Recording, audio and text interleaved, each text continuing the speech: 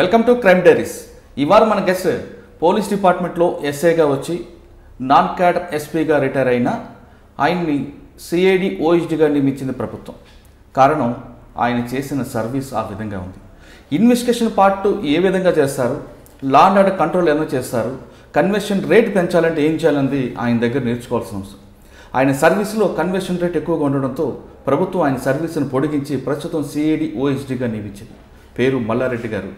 మల్లారెడ్డి గారు డిపార్ట్మెంట్లోకి వచ్చిన తర్వాత లా అండ్ ఆర్డర్ ఎలా కంట్రోల్ చేశారు, ఏదైనా మర్డర్ జరిగితే దాన్ని ఎలా ఇన్వెస్టిగేషన్ చేయడం, స్టేట్మెంట్లు ఏ విధంగా రికార్డ్ చేయడం, ఆ మల్లారెడ్డి గారు ఛార్జ్షీట్ వేశారంటే ఖచ్చితంగా ఆ కేసులో కన్వర్షన్ వస్తుందన్నది పోలీసులు సైతం అందరికీ తెలిసిన విషయం.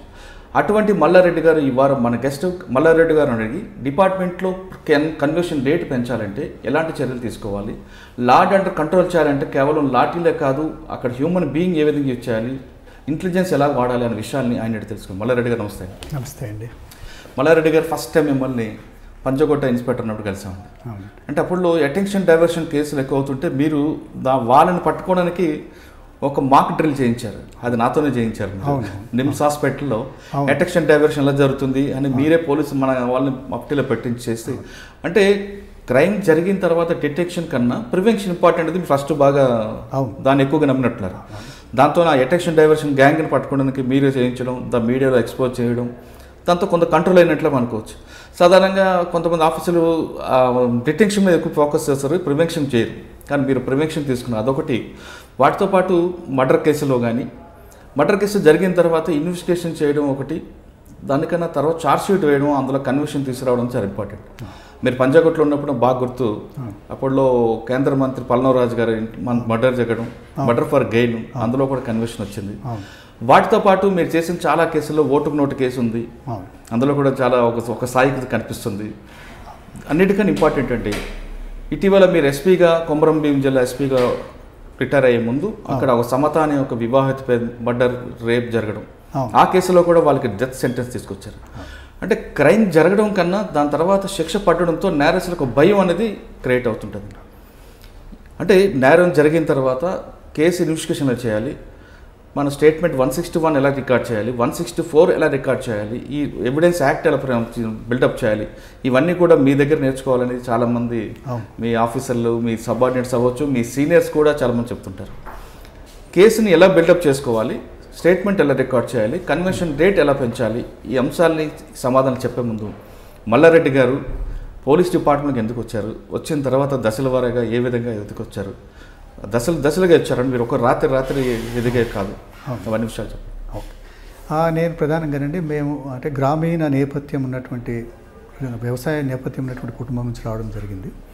నేను అంటే అప్ టు ఇంటర్మీడియట్ వరకు డైరెక్ట్ స్కూల్కే వెళ్ళాము, అది కూడా గవర్నమెంట్ కాలేజెస్కే వెళ్ళాము. 10th క్లాస్ వరకు మా ఊర్లో నేను చదువుకున్నాము. మెదక్ జిల్లాలో నర్సాపూర్, అప్పుడు తాలూకాలందరూ దొంతి విలేజ్లో జిల్లా పరిషత్ హై స్కూల్లోనే చదువుకున్నాను 10th క్లాసు. 10th క్లాస్ తర్వాత ఇంటర్మీడియట్ మొట్టమొదటిసారిగా నర్సాపూర్లో 77లో జూనియర్ కాలేజ్ ఏర్పడ్డప్పుడు ఫస్ట్ బ్యాచ్లో 77 నుంచి 79 వరకు అక్కడే జూనియర్ కాలేజ్ చదవడం జరిగింది. తర్వాత కొన్ని కుటుంబ సమస్యల వల్ల 2 సంవత్సరాలు డిస్కంటిన్యూ అయిన తర్వాత మళ్ళీ డిగ్రీ సంగారెడ్డికి వెళ్ళి అక్కడ స్కూల్లో పనిచేసుకుంటూ నేను డిగ్రీ 3 సంవత్సరాలు 81 నుంచి 84 వరకు కంప్లీట్ చేశానండి. 84 తర్వాత ఒక సంవత్సరం ఉస్మానియా యూనివర్సిటీలో బ్యాచిలర్ ఆఫ్ ఎడ్యుకేషన్ చేసిన తర్వాత మళ్ళీ సంగారెడ్డికి వెళ్ళి 1 సంవత్సరం అట్లా టీచర్గా పనిచేయడం జరిగింది.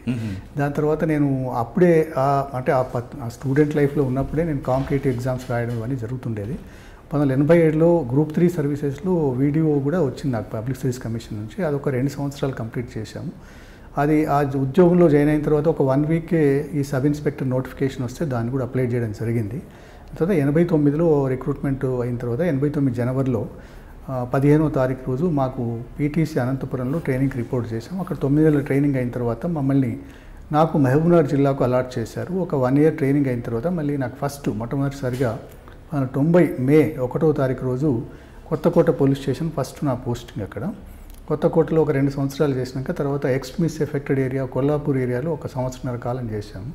దాని తర్వాత షాద్ నగర్ పోలీస్ స్టేషన్కు పోస్టింగ్ ఇచ్చారు. అక్కడ 1.5 సంవత్సరం అయిన తర్వాత మళ్ళీ మహబూబ్నగర్లో ఒకసారి బాగా మున్సిపల్ ఎలక్షన్స్లో గొడవ అయిన తర్వాత అక్కడ ఉన్నటువంటి సబ్ ఇన్స్పెక్టర్ మీద డిసిప్లిన్ యాక్షన్ తీసుకుంటే ఒక మంచి సబ్ ఇన్స్పెక్టర్ కావాలని చెప్పి అప్పుడు నన్ను చూస్ చేసుకొని అక్కడ పంపడం జరిగింది. అక్కడ నేను 2 పోలీస్ స్టేషన్లో పనిచేయడం జరిగింది మహబూబ్నగర్లో. ఒకటేమో 1 టౌన్ పోలీస్ స్టేషన్లో ఫస్ట్ పోస్టింగ్ ఇచ్చారు. అక్కడ ఒక 3 years 3 months అయిన తర్వాత అక్కడ నుంచి పక్కనే ఒక పోలీస్ స్టేషన్ బాగా సెన్సేషనల్ క్రైమ్స్ అవి అవుతున్నాయి, కంట్రోల్ కావట్లేదని చెప్పి మహబూబ్నగర్ రూరల్ పోలీస్ స్టేషన్ అనమాట. అది బాగా heavy crimes, law and order problem ఉంటే అక్కడికి వేశారు.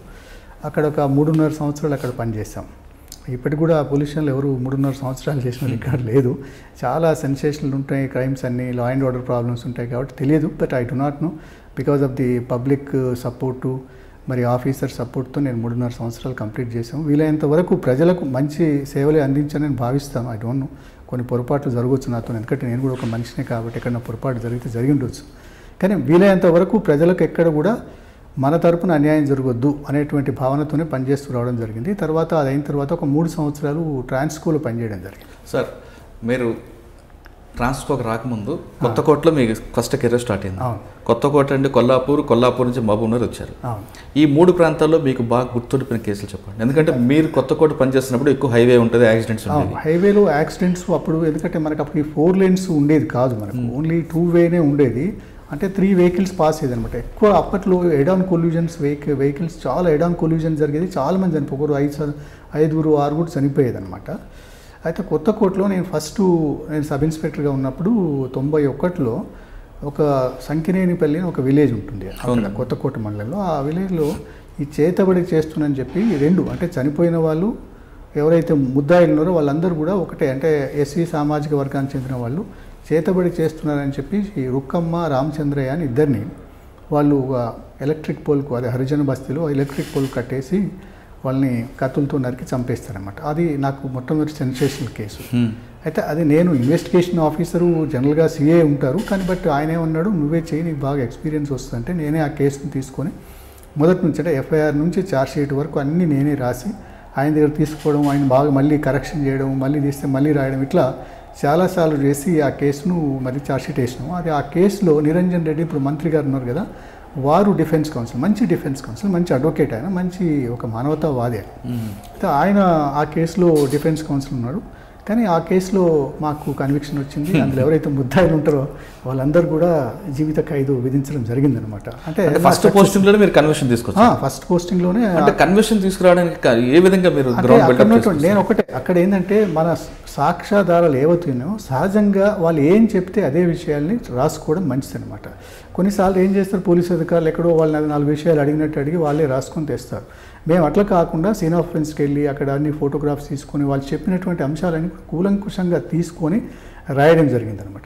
రాసి ఏదైతే మేము రాసామో అదే విషయాలను వాళ్ళు కోర్టు ముందర చెప్పారు. నేను మళ్ళీ కోర్టులో కోర్టు రికార్డ్ చేసినటువంటి సాక్ష్యాలు, నేను రికార్డ్ చేసిన సాక్ష్యాలు పక్కన పెట్టుకొని చూస్తే ఒక 1% కూడా దాంట్లో డీవియేషన్ లేదనమాట. మొత్తం మేము ఏం చెప్పినా అవే విషయాలు అక్కడ కోర్టులో ఉన్నాయి. ఆయన నిరంజన్ రెడ్డి గారు అంటే ఆ కోర్టులో శిక్ష పడకముందే నా సాక్ష్యం అయిపోయిన తర్వాత ఆయనే నాతో చెప్పారు అనమాట, ఈ కేసులో మీరు గెలవబోతున్నారని చెప్పారు. అంటే ఒక మంచి ఏదనమాట. దాని తర్వాత నాకు కొంచెం కాన్ఫిడెన్స్ రావడం, అరే ఇట్లా చేస్తే మన కేసులో శిక్షలు వస్తాయని చెప్పేసి.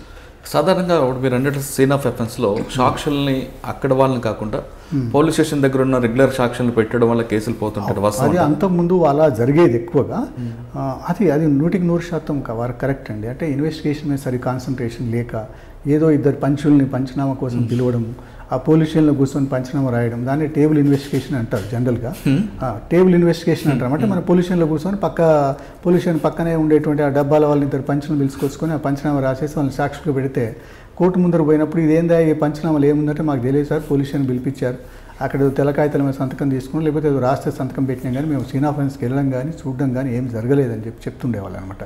అట్లా చాలా కేసులు వీగిపోయేది. బట్ నేను అట్లా కాదు, ఏ కేసులో అయినా సరే ఆ పంచుల్ని అక్కడ తీసుకెళ్ళిపోయి చూపించి వాళ్ళకందరికి చెప్పి, ఒక్కొక్కసారి వాళ్ళు హాస్టల్ అవుతారని చెప్పేసి ఒక్కొక్కసారి ఫోటోలు కూడా పెట్టుకుని అవి కోర్టుకు సాక్ష్యాధారాలు కూడా పెట్టేదనమాట. రేపొద్దున వాళ్ళు ఒకవేళ హాస్టల్ అయిపోయినా ఈ ఫోటో వాళ్ళ ముందు చూపించి, ఈ ఫోటో మీదేనా అంటే వాళ్ళు చూస్తారు, అవును మాదే అంటారు. ఎక్కడ దిగిండంటే ఫలానా దగ్గర దిగిండు, దీని అర్థం మీరు అక్కడికి వెళ్ళినట్టే కదా అంటే అవును సార్ వెళ్ళినట్టే అంటారనమాట.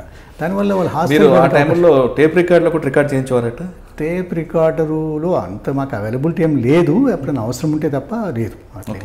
సార్ కొత్తకోట తర్వాత కొల్లాపూర్ వచ్చారు. కొల్లాపూర్లో గన్లా అని ఒకటి ఉండేది. అక్కడ ఏ విధంగా ఉంటుంది అప్పుడు మామూలు ఎఫెక్ట్ బాగా ఈ నక్సల్స్ ప్రభావిత ప్రాంతం అనమాట. నక్సల్స్ ప్రభావిత ప్రాంతము. నక్సల్స్ చాలా అఫెన్సెస్ చేయడం వల్ల అక్కడ ఎవరు వెళ్ళడానికి ముందుకు పోకపోతే నాకు వేస్తే నేను వెళ్ళాను. అక్కడ 1 సంవత్సరం కాలం చేశాను. చాలా వరకు నా పీరియడ్లో పాతగా ఎవరైతే మిలిటెంట్స్ ఉన్నారో వాళ్ళందరూ కూడా సరెండర్ అవ్వడం జరిగింది. అక్కడ పెద్దగా ఇంపార్టెంట్ కేసులు ఏమి జరగలేదు, 1-2 ఏదో బాణమతి కేసులు జరిగినాయి కానీ, బట్ అవన్నీ కూడా గ్రామస్తులు అందరూ కలిసి చేశారు కాబట్టి మనకు కొంత సపోర్ట్ లేదు అది. బట్ అక్కడ పెద్దగా వైలెంట్ అఫెన్సెస్ ఏం జరగలేదు. నక్సల్స్ మూవ్మెంట్ కూడా చాలా తక్కువ. అక్కడ నుంచి మీకు మహబూబ్నగర్ కాదు, అక్కడ నుంచి నేను షాద్నగర్ రావడం జరిగింది. షాద్నగర్లో 1 సంవత్సరం 7 నెలలు. షాద్నగర్లో ఏ విధంగా ఉంటుంది కేసు? అక్కడ కూడా యాక్సిడెంట్స్ ఎక్కువ. అక్కడ కూడా యాక్సిడెంట్స్ అయితే మర్డర్స్ కూడా జరుగుతాయి. ఫ్యాక్టరీస్ ఎక్కువ ఏం లేవు అక్కడ. ఈ యాక్సిడెంట్స్, ఈ పొలిటికల్ యాక్టివిటీ ఎక్కువగా ఉంటుంది షాద్నగర్లో. అప్పుడు రౌడీజం కూడా షాద్నగర్ బాగానే ఉండేది? లేదండి, రౌడీజం ఏం లేదు. అంతగా లేదు, రౌడీజం ఏం లేదు. మహబూబ్ నగర్లో ఉండేది రౌడీజం, కానీ మరి నేను వెళ్ళిపోయిన తర్వాత మెల్లగా అదంతా కూడా రౌడీజం టోటల్గా వ్యానిష్ అయిపోయింది. బై ద టైం ఒక 7 సంవత్సరాల కాలం నేను పనిచేసినాను. 7 సంవత్సరాల కాలంలో సుమారుగా 10-15 మంది రౌడీలు వాళ్ళే కొట్టుకొని చంపేసుకోవడం జరిగింది. అంటే వాళ్ళే కొట్టుకునే విధంగా చేశారా? లేదు, మనం ఎందుకు చేస్తాం అర్థం. కానీ వాళ్ళంటే వాళ్ళకి ఏదో ఉంటాయి కదా ఇంత ముందే డిఫరెన్సెస్తో, పాత కక్షలతో వాళ్ళు కొట్టుకొని చనిపోయింది. ఒక పీరియడ్ ఆఫ్ టైంలో రౌడీజం కూడా పూర్తిగా తగ్గిపోయింది. ముఖ్యంగా ఎర్ర సత్యం కూడా ఆ పీరియడ్లోనే హెడ్ కానిస్టేబుల్ ఆయన ఇక్కడ జడ్చెల్లో కాల్చి చంపడం జరిగింది. దాని తర్వాత ఇంకా వేరే కొంతమంది రౌడీలు కూడా వాళ్ళ మధ్యలో ఉన్నటువంటి భేదాభిప్రాయాలతో కొట్టుకొని చనిపోవడం జరిగింది అనమాట. దాని తర్వాత అక్కడ లా అండ్ ఆర్డర్ కూడా బాగా. ఎప్పుడు మీకు ఎదురుపడలేదు? అంటే నేను చేసినట్టు కొన్ని రోజులకే అది, నేను వెళ్ళినాక ఒక 3 months తర్వాతనే ఆయన హత్యకు గురి కావడం జరిగింది. కాబట్టి మేము ఎవరితో కూడా, రాజకీయ నాయకులకు వాళ్ళకు ఉండేటువంటి కంపల్షన్స్ వాళ్ళకు ఉంటాయి కాబట్టి మేము ఎప్పుడు ఎవరితో కూడా అసలు పెట్టుకునేది లేదు. వాళ్ళు ఏదని చెప్తే చట్ట పరిధిలో వీలైతే చేయడం, లేకపోతే ఇది సాధ్యపడదు సార్ అని చెప్పేవాళ్ళం. అంతేగాని ఘర్షణ వాతావరణం ఎప్పుడు నా సార్. మహబూబ్ నగర్ అనేది బాగా వెనుకబడే ప్రాంతం కదా, అటువంటి ప్రాంతంలో రౌడీజం పెరగడానికి కారణం ఏమనుకుంటారు? మహబూబ్ నగర్ అన్ని చోట్ల రౌడీజం లేదు. మహబూబ్ నగర్ పట్టణంలో మాత్రమే రౌడీజం ఉండేది. అక్కడ చాలా కారణాలు ఉన్నాయి. అంతకుముందు అది కొంత కమ్యూనల్గా కొంత సెన్సిటివిటీ ఉండేది. కొంతమంది కొన్ని హత్యా నేరాలు చేసిన తర్వాత దాని హీరోయిజం అనేటువంటి దాని వస్తే అట్లా కొంత రౌడీజం పెరగడం జరిగింది. అది 80sలో పెరిగింది. అది తర్వాత 90s నుంచి 2000కి వచ్చే వరకు టోటల్గా రౌడీజం అంతా కూడా పోయింది అనమాట. అంటే రౌడీలు మీరు రౌడీ షీట్ పెట్టడమా, లేదంటే వాళ్ళు పిలిపించే కౌన్సిలింగ్ పేరు మీద ఏమైనా? సార్ అట్లా ఏం చేయలేదండి, ఎప్పుడు అట్లాంటి పని ఏం చేయలేదు. చాలా వరకు చట్ట పరిధిలోనే కంట్రోల్ చేయడానికి ప్రయత్నం చేశాం. అది పబ్లిక్ సపోర్ట్ ఏ విధంగా ఉండేది? పబ్లిక్ సపోర్ట్ చాలా బాగుండేదండి. ఒకసారి ఎందుకో ఏదో కారణం వల్ల నాకు బదిలీ చేస్తే ఇమీడియట్గా పబ్లిక్ అంతా వెళ్ళి ఎస్పీ గారికి మరి రిప్రజెంట్ చేసి, బాగుండదేమో sir, he has got very good acquaintance with the public, ప్రజలతో మంచి సంబంధాలు ఉన్నాయి, ఇట్లాంటి వ్యక్తిని తీసేస్తే మీకు మళ్ళీ సమస్యలు వస్తాయంటే మరి వాళ్ళే క్యాన్సిల్ చేసుకొని అక్కడనే పెట్టుకున్నారు నాకు. కాబట్టి ప్రజలతో నాకు ప్రతి చోట కూడా సన్నిహిత సంబంధాలు. ఎక్కడికి వెళ్ళినా నేను చెప్తే మాత్రం వాళ్ళు ఎప్పుడు కాదనలేదు. నేను చూస్తాను, మీరు దయచేసి ఏం చేయొద్దని చెప్తే, ఏదన్నా ఇప్పుడు పొలిటికల్ ఎజిటేషన్స్ మనం ఏం చేయలేం, ఎందుకంటే అది పొలిటికల్ ఎజిటేషన్స్ ఉంటాయి కాబట్టి డెమోక్రటిక్ సొసైటీలో అవన్నీ కామన్. అవి కూడా ఒక శాంతియుత పద్ధతుల్లో జరగడానికి నేను ప్రయత్నం చేసినా కానీ ఎప్పుడు కూడా లాఠీ చార్జ్ కానీ ఇట్లాంటివి ఎప్పుడు జరగలేదు. వీలైనంత వరకు ఒక కోఆర్డినేషన్తోని, బికాస్ మనము రిసెంట్మెంట్ అనేటువంటిది ఒక ప్రజాస్వామిక వ్యవస్థలో నిరసన తెలియజేయడం అనేటువంటిది ఒక హక్కు. ఆ నిరసన అనేటువంటిది శాంతియుత మార్గంలో చేస్తే ఎవరికేం కష్టం కాదు, ఇబ్బంది కాదు. అశాంతియుతంగా లేకపోతే హింసాత్మకంగా చేస్తేనే కష్టాలు ఉంటాయి. కాబట్టి చాలా వరకు ఈ రాజకీయ నాయకులతో ముందే మాట్లాడుకొని ఏ నిరసన తెలియజేసినా అది ఒక శాంతియుత పద్ధతిలో జరిగేటట్టుగా చూసుకునేది అనమాట. అట్లా దానివల్ల ఎక్కడ కూడా శాంతి భద్రతల పరిస్థితి ఉత్పన్నం కాలేదు, జరగకుండా చూసుకున్నాం. అంటే ముఖ్యంగా ప్రజలు నా పైన చూపినటువంటి నమ్మకం లేకపోతే గౌరవం వల్లనే ఇవన్నీ జరిగినాయని నేను భావిస్తున్నాను. అంటే ప్రజలతో పోలీసులు మధ్య సంబంధం పెరిగితే మీరు అన్నట్లుగా ఎటువంటి ప్రాబ్లం వచ్చినా వాళ్ళు ముందుకు వస్తారు, వాళ్ళు వస్తారు, మన మాట వింటారు. ఎందుకంటే మన మీద నమ్మకం ఉంటే తప్పకుండా మన మాట వింటారు. ఎప్పుడు లేదు. ముఖ్యంగా నన్ను అక్కడికి పోస్టింగ్ చేయడానికి కూడా కారణం ఏంటంటే, అంతకుముందు జరిగినటువంటి మున్సిపల్ ఎన్నికల్లో పెద్ద ఎత్తున హింస జరిగినందువల్ల అక్కడ ఉన్నటువంటి పోలీస్ అధికారి మీద చర్య తీసుకున్నారు. కాబట్టి ఒక మంచి వ్యక్తిత్వం ఉన్న వ్యక్తి, ఒక సమర్థుడైనటువంటి పోలీస్ అధికారి వస్తే మహబూబ్నగర్ పట్టణంలో శాంతి భద్రతలు బాగా చూస్తారనే ఉద్దేశంతోనే అక్కడ పోస్టింగ్ వేయడం జరిగిందనమాట. ఓకే, అంటే మీరు చెప్తారు మహబూబ్ నగర్లో పోలీస్ స్టేషన్కి ఎవరైనా వస్తే చాలామంది కొంచెం హార్ష్గా మాట్లాడడం వల్ల హర్ట్ అవుతుంటారు. మీరు మీ దగ్గరకు వచ్చిన ఏ విధంగా? నేను ఎప్పుడు కూడా హార్ష్గా మాట్లాడింది, ఎక్సెప్ట్ కొంతమంది ఎవరన్నా మీరు అన్నట్టుగా రౌడీలు అట్లాంటి వాళ్ళు తప్పిస్తే, అంటే రౌడీలు కూడా పిలిపించి క్రిమినల్స్ పట్ల మీరు హార్ష్ తప్ప మిగతా మామూలు పబ్లిక్ అంతా కూడా పోలీస్ స్టేషన్ అనేటువంటిది ఇది పబ్లిక్ ఫెసిలిటీ. ప్రజలకు అన్యాయం జరుగుతూనే పోలీస్ స్టేషన్కి వస్తారు, లేకపోతే పోలీస్ స్టేషన్కి రావడానికి ఎవరు సాహసించరు, ఇష్టపడరు కూడా. ఎందుకంటే అక్కడికి వెళ్తే ఏం ప్రశ్నలు వేస్తారు, అనేటువంటి భావనతోనే చాలామంది రారు. వచ్చినటువంటి వ్యక్తులతో మర్యాదగా మాట్లాడి నేను చెప్తా ఉంటే నాకున్నప్పుడు నేను వెళ్ళిన తర్వాత కొన్ని కుర్చీలు టేబుల్ కూర్చోవడానికి వేసిన తర్వాత కొంతమంది వచ్చి ఇంతకుముందు ఏం కుర్చీలు టేబుల్ ఉండేది కాదు సార్, ఇక్కడ మేమంతా నిలబడి మాట్లాడిపోయేది ఎస్ఐల ముందరంటే అది ఎట్లయితుందండి, పోలీస్ స్టేషన్ నాది కాదు కదా, ఇది ప్రజల సొమ్ము, ప్రజల భాగం, కాబట్టి మీరు అందరి కోసమే పోలీస్ స్టేషన్ ఏర్పాటు చేశారని చెప్పేసి కుర్చీలు ఈ టేబుల్స్ అన్నీ వేసిన తర్వాత దే వర్ వెరీ హ్యాపీ. కూర్చోబెట్టి మాట్లాడడం, కొంతమంది వ్యక్తులతో కొంచెం అంటే వాళ్ళు సమాజంలో కొంత ఇన్ఫ్లుయెన్స్ ఉండే వ్యక్తులతో మర్యాద వివరిస్తే ఏంటంటే కొన్ని సమస్యలు వచ్చినప్పుడు వాళ్ళు మనకు ప్రొటెక్షన్గా వస్తారు. ఒకసారి ఆ ప్రాంతంలో ఏదైనా ఒక చిన్న శాంతి భద్రతల సమస్య ఉత్పన్నమైంది అనుకోండి, మనకు తెలిసిన వాళ్ళు ఉంటే వాళ్ళకి చెప్తే వాళ్ళు మాట్లాడుకొని ఆ సమస్యను పరిష్కారం చేస్తారు. మనం అందరితో గిల్లి గజ్జాలు పెట్టుకుంటే అందరూ చూసి మన ఒక రోజు ఇబ్బందులు పెడతారు అనమాట. అందుకని నేను చాలా వరకు ఎవరైతే కొంచెం అంటే మంచి సమాజంలో ఒక మంచి పేరు ప్రతిష్ఠిన వ్యక్తులు అందరితో కూడా మంచి సన్నిహిత సంబంధాలు పెట్టుకునేది. దానివల్ల ఎక్కడ శాంతి భద్రతల సమస్య పోలీస్ స్టేషన్కి వస్తే కొంతమంది హార్ష్గా మాట్లాడడం వల్ల అది చాలా హర్ట్ అవుతుంటారండి, దానివల్ల వెళ్ళడానికి ఇబ్బంది పడుతుంటారు. అవును, అది జనరల్గా ప్రజల్లో ఉన్నటువంటి అభిప్రాయం. పోలీస్ స్టేషన్ పోతే మా పట్ల సరిగ్గా పోలీసులు వ్యవహరించరు, గౌరవప్రదంగా అగౌరవపరంగా మార్చుతారు, అవమానపరుస్తారు అనేటువంటి భావన ఉండేది. కానీ నేను ఎప్పుడు అలా చేయలేదండి. మీరు చేశారని కాదు, జనరల్గా ఉంది మాత్రం వాస్తవం. ఆ కల్చర్ ఇప్పుడు మారిందంటారు? చాలా వరకు మారిందండి. ఎందుకంటే ఇప్పుడు మనకు సోషల్ మీడియా వచ్చింది, ఎలక్ట్రానిక్ మీడియా వచ్చింది, ప్రింట్ మీడియా చాలా రోజుల నుంచి ఉంది కానీ ఎలక్ట్రానిక్ మీడియా వచ్చింది. అది కాకుండా కూడా ప్రజల ఆలోచన విధానంలో మార్పు వచ్చింది. ఎవరైనా చట్ట పరిధిలో కాకుండా చట్టం వెలుపల కనుక ఏమైనా చేస్తే దాన్ని రికార్డ్ చేయడం మనం చూస్తూ ఉన్నాం. ఈ మధ్యలో వాట్సాప్లో కానీ దాంట్లో కానీ మనకు చాలా వరకు వస్తున్నాయి. ఇట్లాంటి వాటి వల్ల మనకి ఏమైపోయిందంటే చాలా వరకు పోలీసులు కూడా వాళ్ళ వైఖరిలో మార్పు. మీరు చెప్తున్నట్లుగా సోషల్ మీడియాలో రికార్డ్ చేసి పెట్టడం వల్ల వాళ్ళ మార్పు వచ్చిందంటున్నారు. కానీ అవతల వ్యక్తి పోలీస్ ఆఫీసర్ని బాగా కించపరిచిన తర్వాతే పోలీస్ ఆఫీసర్ కొంతమంది రియాక్ట్ అవుతున్నారు. కానీ రికార్డ్ చేసే టైంకి మాత్రం ఎక్కడైతే పోలీస్ ఆఫీసర్ ఎమోషన్గా అవుతుంటాడో ఆ టైం అదే రికార్డ్ చేస్తున్నారు తప్ప అంతకుముందు రికార్డ్ చేయట్లేదు. దానివల్ల పోలీస్కి మైనస్ ఉంది, ప్లస్ ఉంది కదంటారు.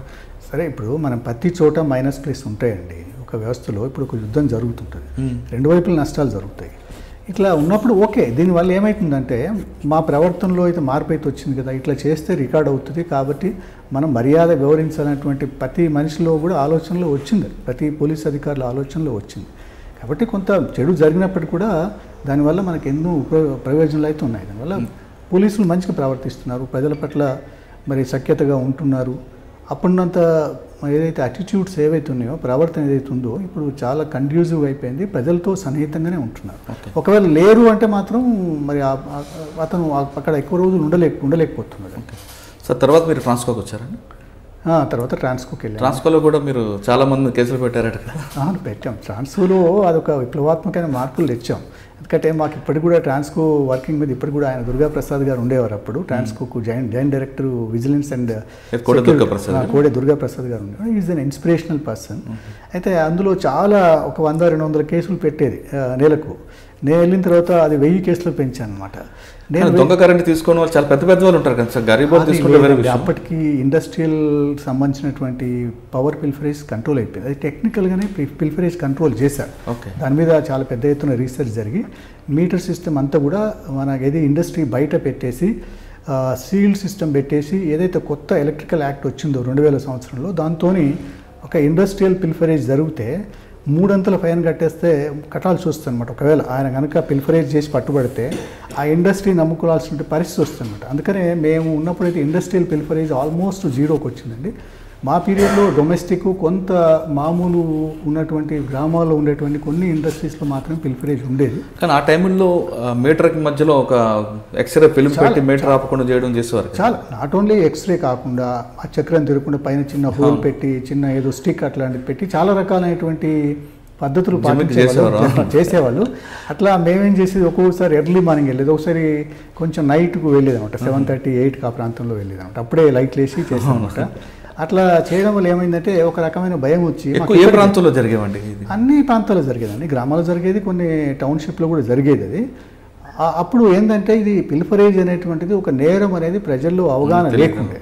ఎప్పుడైతే కొత్త ఎలక్ట్రిసిటీ యాక్ట్స్ వచ్చి మేము ఎక్కువ 100ల సంఖ్యలో కేసులు పెట్టి తర్వాత ఒక ప్రజల్లో ఒక రకమైన మార్పు, ఇది పిల్ఫరేజ్ చేయడం వల్ల మనకు రూపాయి కోసం చూసుకుంటే 10 రూపాయలు కట్టుకోవాల్సిన అవసరం అది వస్తుంది అదే కాకుండా సమాజంలో ఒక చిన్న చూపు, వీళ్ళు కరెంట్ దొంగతనం చేసి పట్టుబడ్డారు అనేటువంటి చిన్న చూపు వచ్చిన దానివల్ల చాలా వరకు పిల్ఫరేజ్ కంట్రోల్ అయిపోయింది. ఇది కాకుండా కూడా మీకు ఇప్పుడు కూడా నాకు జ్ఞాపకం ఉంది, 2003 సంవత్సరం 2002-2003 సంవత్సరంలో మొట్టమొదటిసారిగా ట్రాన్స్కో లాభాల బాట పట్టింది.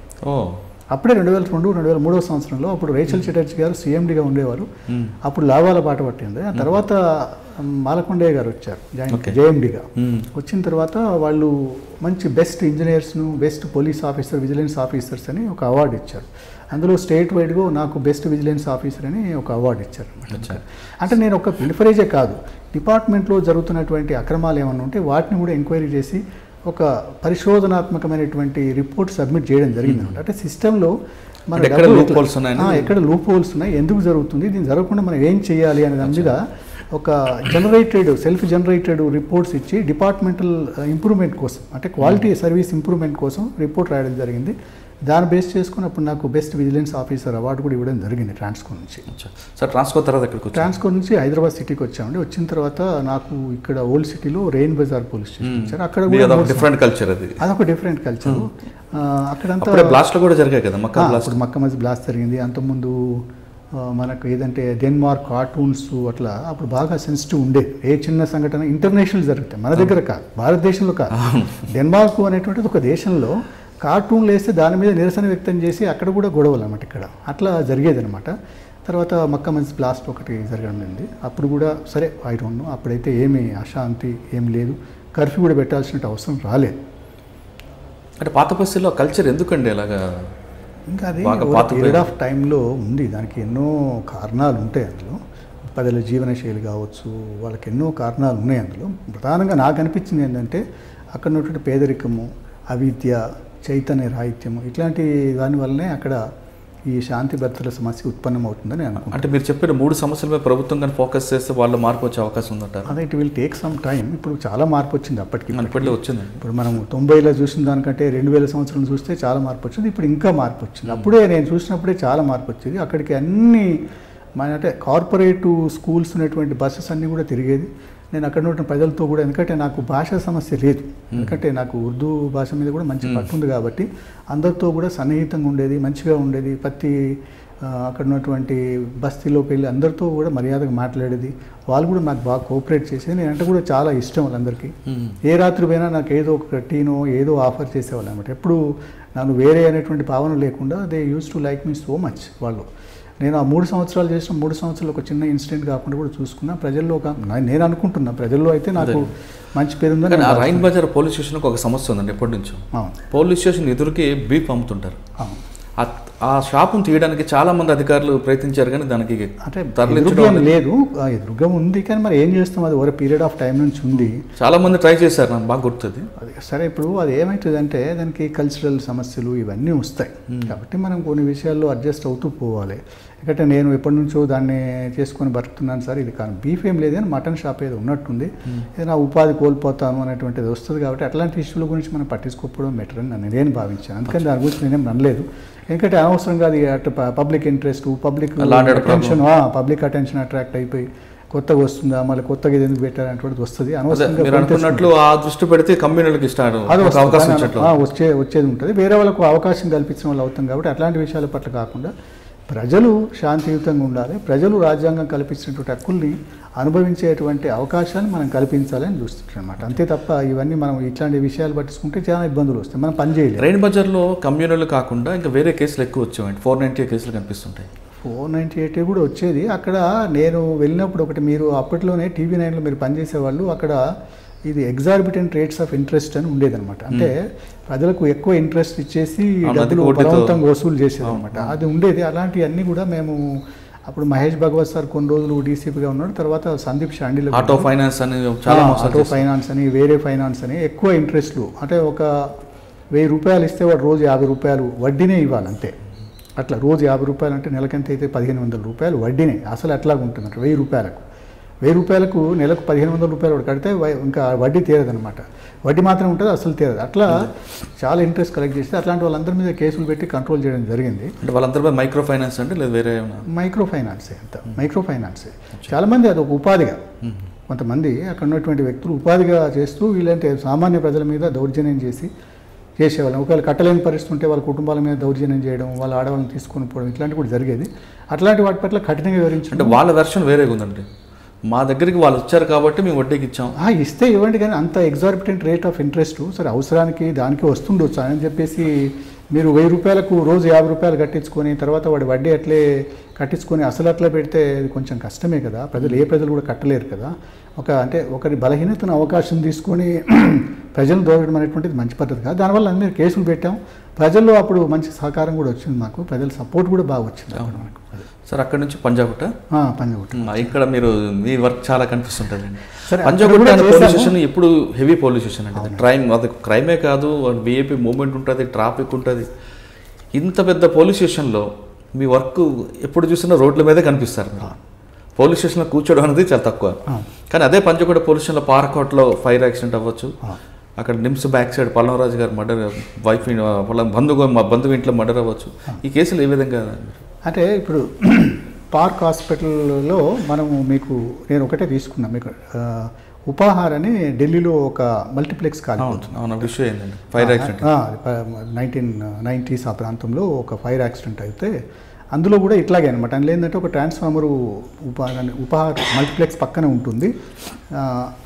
దానిలో నుంచి కొన్ని నిప్పు రవ్వలు వచ్చేసి బయటికి సినిమాల్లోకి వచ్చేసి సినిమాలు కాలిపోతే 50 మంది పైచిలకు అందులో ఎవరైతే సినిమా చూసేవాళ్ళు చనిపోతారో అది ఒక కేసు పెట్టారనమాట.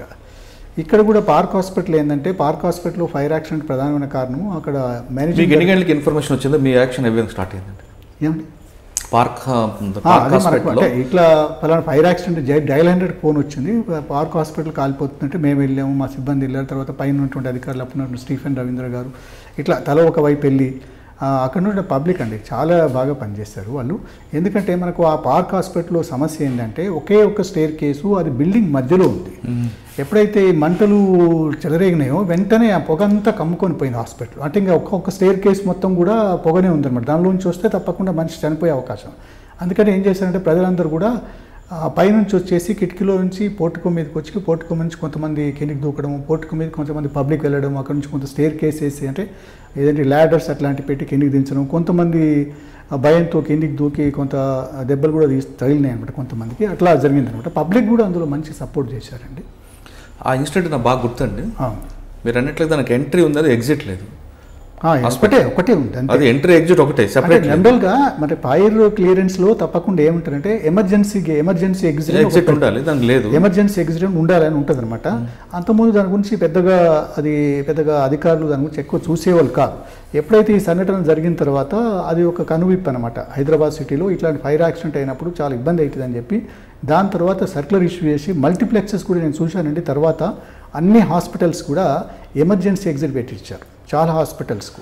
కానీ ఆ హాస్పిటల్ తీసుకునేసరికి ఆ రోజు ఘటనప్పుడు మీరు ఫైర్ మిషన్ రావడం, ల్యాడర్ వేసుకోవడం, ఆ గ్లాస్ బ్రేక్ చేసి దాని మీద ల్యాడర్ ద్వారా మీరు డీసీపీ స్టీఫెన్ రవీంద్ర ఒకవైపు వెళ్ళాడండి, నేను ఇంకోవైపు వెనకవైపు నుంచి వెళ్ళి అట్లా కొంతమంది తీసుకొచ్చాం. స్టీఫెన్ రవీంద్ర గారు పైకి వెళ్ళి ఎమర్జెన్సీలో ఉన్నటువంటి పేషెంట్స్ అందరినీ కూడా నెమ్మదిగా తీసుకొని బయటకు వచ్చాడు. అది అట్లా అటువంటి రెస్క్యూ ఆపరేషన్ చేసిన తర్వాత మీకు ప్రభుత్వం నుంచి ఎలాంటి? నాకు ప్రభుత్వం నుంచి ఏం చేశారంటే ఆ పర్టికులర్ దాంట్లో స్టీఫెన్ రవీంద్ర గారికి, నాకు ఒకరిద్దరు కానిస్టేబుల్కి కూడా మన ప్రభుత్వం అంటే గవర్నమెంట్ ఆఫ్ ఇండియా వాళ్ళు ప్రతి సంవత్సరం ఏం చేస్తారంటే ఎవరైతే ప్రాణాలకు తెగించి సేవ్ చేస్తారో, ప్రజల యొక్క ప్రాణాలు కాపాడుతారో వాళ్ళందరూ కూడా prime minister police saving medal అని ఒకటి ఉంటుందన్నమాట. అది దానికి రికమెండ్ చేశారు. రికమెండ్ చేస్తే 2012 సంవత్సరంలో అది నాకు అవార్డు చేశారండి. జనవరి నెలలో అది అవార్డు చేశారండి. ఓకే, అంటే అవార్డు తీసుకున్నప్పుడు ఫీలింగ్స్ ఏంటంటే? సరే, జనరల్గా మనం మంచి పని చేసినప్పుడు సంతోషమే ఉంటుంది కదండి. మనకు చేసినటువంటి సేవలకు గుర్తింపు లభించినట్టుగా మనం భావిస్తాం. మనం ఇంకా మనకి ఫర్దర్ ఎంకరేజ్మెంట్ ఉంటుంది, ఇంకా మంచి సేవలు చేయాలి, ప్రజలకు మంచి పని చేయాలి, ప్రజలకు మంచి పని చేస్తేనే మనకు బాగుంటుంది అనేటువంటి భావన వస్తుంది. అది సార్ తర్వాత పల్లవరాజు గారి ఇంట్లో జరిగిన పల్లవరాజు గారి ఇంట్లో వాళ్ళ పెద్దమ్మ ఒక్కతే ఉండేది. ఆవిడ సుమారుగా ఒక 80 సంవత్సరాల వయసు ఉంటుంది. ఆమెకు అక్కడ ఒక 1500 గజాల స్థలం ఉండేదండి. వాళ్ళ భర్త కొన్నటువంటి స్థలం ఆమె డెవలప్మెంట్కి ఇస్తే ఆమెకు ఒక 5 ఫ్లాట్స్ వచ్చినాయి, డీలక్స్ ఫ్లాట్స్ వచ్చినాయి అన్నమాట. వస్తే ఆ డీలక్స్ ఫ్లాట్స్లో వీటన్నిటిని కూడా ఫర్నిచర్ వర్క్ చేయడానికి ఆమె కొంతమంది కార్పెంటర్స్ను తీసుకొచ్చి వర్క్ చేపిస్తూ ఉంది. అయితే ఆమె దగ్గర కూడా ఆమె అక్కడి నుంచి వాళ్ళ ఊర్లో నుంచి తెచ్చుకున్నటువంటి ఫర్నిచర్ కొంత ఉంటే ఈ ఒక అతను గోరఖ్పూర్ నుంచి వచ్చిన ఒక పెయింటర్ అనమాట, పెయింటింగ్ కార్పెంటరు. ఆయన పాలిష్ చేయించాడు అనమాట. ఆ పాలిష్ చేసిన పెయింటరు ఆయన చూశాడు ఇంట్లో ఎంతమంది ఉంటారు ఏమిటని చూశారనమాట. ఈమె డబ్బులు వేయడము, ఆ చిన్న అల్మార్ నుంచి డబ్బులు తీసుకుని వేయడము, ఈ డబ్బులు చూడడం, నగలు అంతా చూసి ఏం చేసినట్టు ఈమె ఒకతే ఉంటుందని చెప్పేసి ఒకరోజు వేరే కార్పెంటర్స్ అంతా రానప్పుడు ఒకరోజు వచ్చేసి మధ్యాహ్నం టైంలో వచ్చేసి అట్లా 2-3 గంటలకు అట్లా వచ్చేసి నాకు దాహం వేస్తుందని చెప్పి నీళ్ళు అడిగి ఆమె లోనికి వెళ్ళగానే వెనక నుంచి ఆమెను గొంతు బేసికి చంపేసి ఆ ఇంట్లో ఉన్నటువంటి డబ్బులు, కొంత బంగారు నగలు ఇవన్నీ కూడా తీసుకోవడం జరిగిందనమాట. జరిగిన తర్వాత మనకి రిపోర్ట్ వచ్చింది. రిపోర్ట్ వచ్చిన తర్వాత వెళ్ళడం, ఇదంతా చూడడం, ఇది ఎట్లా జరిగిందని ముందు ఎవరు చేసి ఉండొచ్చు అంటే తెలిసిన వాళ్ళే చేసి ఉంటారు. ఎందుకంటే కొత్త వాళ్ళు వస్తే అందులో ఒకటి ఏముందంటే కొన్ని నగలు అట్లాగే ఉండిపోయాయి, బెడ్ మీద అట్లాగే ఉండిపోయాయి, తీసుకోలేదు. కొన్ని తీసుకుపోయినాడు, కొన్ని తీసుకోలేదు, కొంత నగదు కూడా అట్లే ఉంది. అంటే నాకు అప్పుడు అనిపించింది ఏంటంటే ఒక సెక్యూరిటీ గార్డ్ ఉంటాడు, కొత్త వ్యక్తి మాత్రం రావడానికి లేదు. కాబట్టి పాత వ్యక్తులు ఎవరెవరు వచ్చారో మొత్తం ఒకసారి లిస్ట్ తీసుకొని చూసి దాని తర్వాత ఈ కార్పెంటర్స్ ఎవరెవరు ఉన్నారు, ఎవరెక్కడ ఉన్నారు అని చెప్పేసి అప్పుడు కాల్ డేటా రికార్డ్స్ ఇవన్నీ చూస్తే ఒక కార్పెంటర్ మీద మాకు అనుమానం వచ్చింది.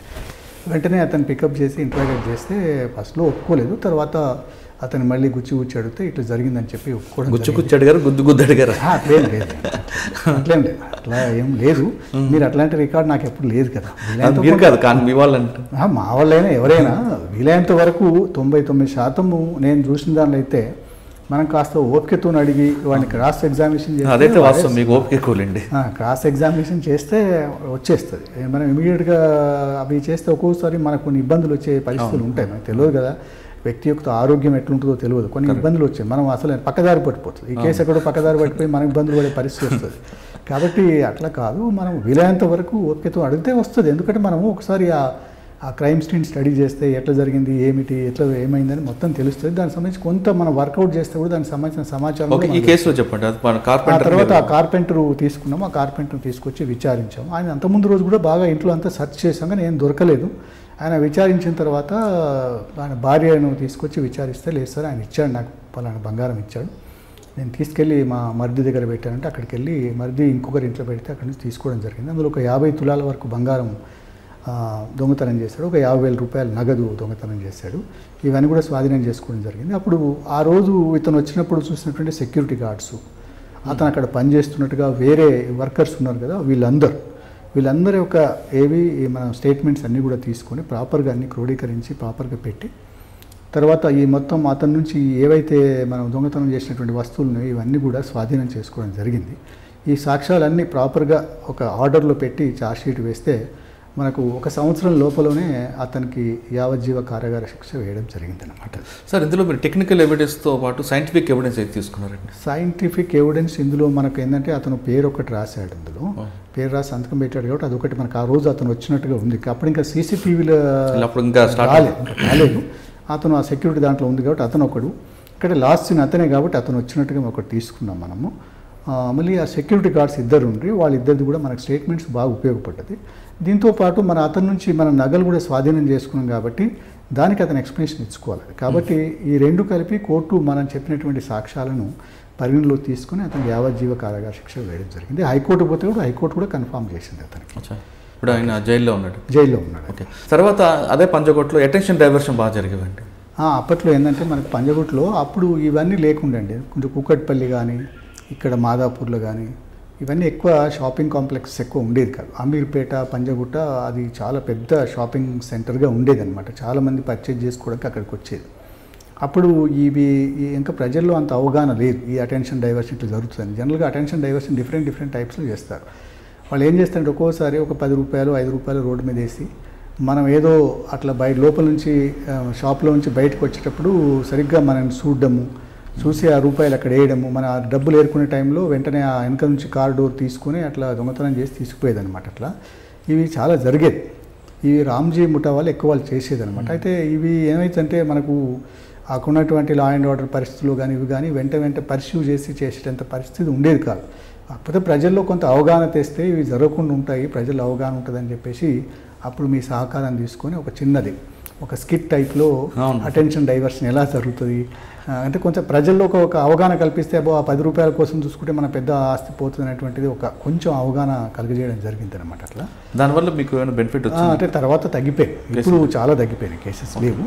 అంటే వేరే రకాలుగా చేస్తున్నారు. అంటే ఇప్పుడు ఏం చేస్తున్నారంటే ఎవరైనా ఒంటరిగా ఒక మహిళ కొంచెం పెద్ద వయసు ఉన్నట్టు మహిళ పోతే ఆమెను చూస్తారు. ఒకవేళ ఆమె మెడలో నగలు ఉంటే ఆమె దగ్గరికి వచ్చేసి మేము పోలీసులు అమ్మ ఇట్లా దొంగలు ఉన్నారు, మీరు దయచేసి నగలు తీయాలి, ఇట్లా పెట్టుకొని పోతే ఇట్లా స్నాచింగ్ జరుగుతుంది అని చెప్పేసి ఆ తీసి బ్యాగ్లో పెట్టే క్రమంలో వీళ్ళు ఏం చేస్తుండంటే ఆ బ్యాగ్లో పెట్టే క్రమంలో వీళ్ళు తీసుకొని వెళ్ళిపోతారు. ఆమె ఇంటికి వెళ్ళి చూసుకున్న తర్వాత బ్యాగ్లో నగ కనిపించదు అనమాట. ఇట్లాంటివి జరుగుతూ ఉన్నాయి. అవి కూడా చాలా వరకు తగ్గిపోయినాయి. ఎందుకంటే ఈ మధ్యలో 2 టాస్క్ ఫోర్స్లు ఏవైతే అంటే హైదరాబాద్ సిటీ టాస్క్ ఫోర్స్ కానీ సైబరాబాద్ రాచకొండ టాస్క్ ఫోర్స్ కానీ బాగా చక్కగా పనిచేసి ఇట్లాంటి గ్యాంగ్స్ అన్ని కూడా ఎక్కడున్నా వెళ్ళి పట్టుకొని వస్తున్నారు. మీరున్న టైంలో కూడా సేమ్ మెమో జరిగినట్టుందంటే వెంకటేశ్వర కాలనీ అనుకుంటా పోలీస్ స్టేషన్ ఎదురు అంతే జరిగింది. అదే చెప్తున్నా కదా sir. Panjagutta heavy police station కదా, ట్రాఫిక్ కనిపిస్తుంటే అది విఐపి మూవ్మెంట్ ఉంటుంది. దీని ఎలా మీరు కోఆర్డినేషన్ చేసుకున్నారు? అంటే మనం ఒకటేనండి, నేను ఆ పోలీస్ స్టేషన్లో ఉదయం 7 గంటల నుంచి రాత్రి 11 గంటల వరకు పనిచేసేది.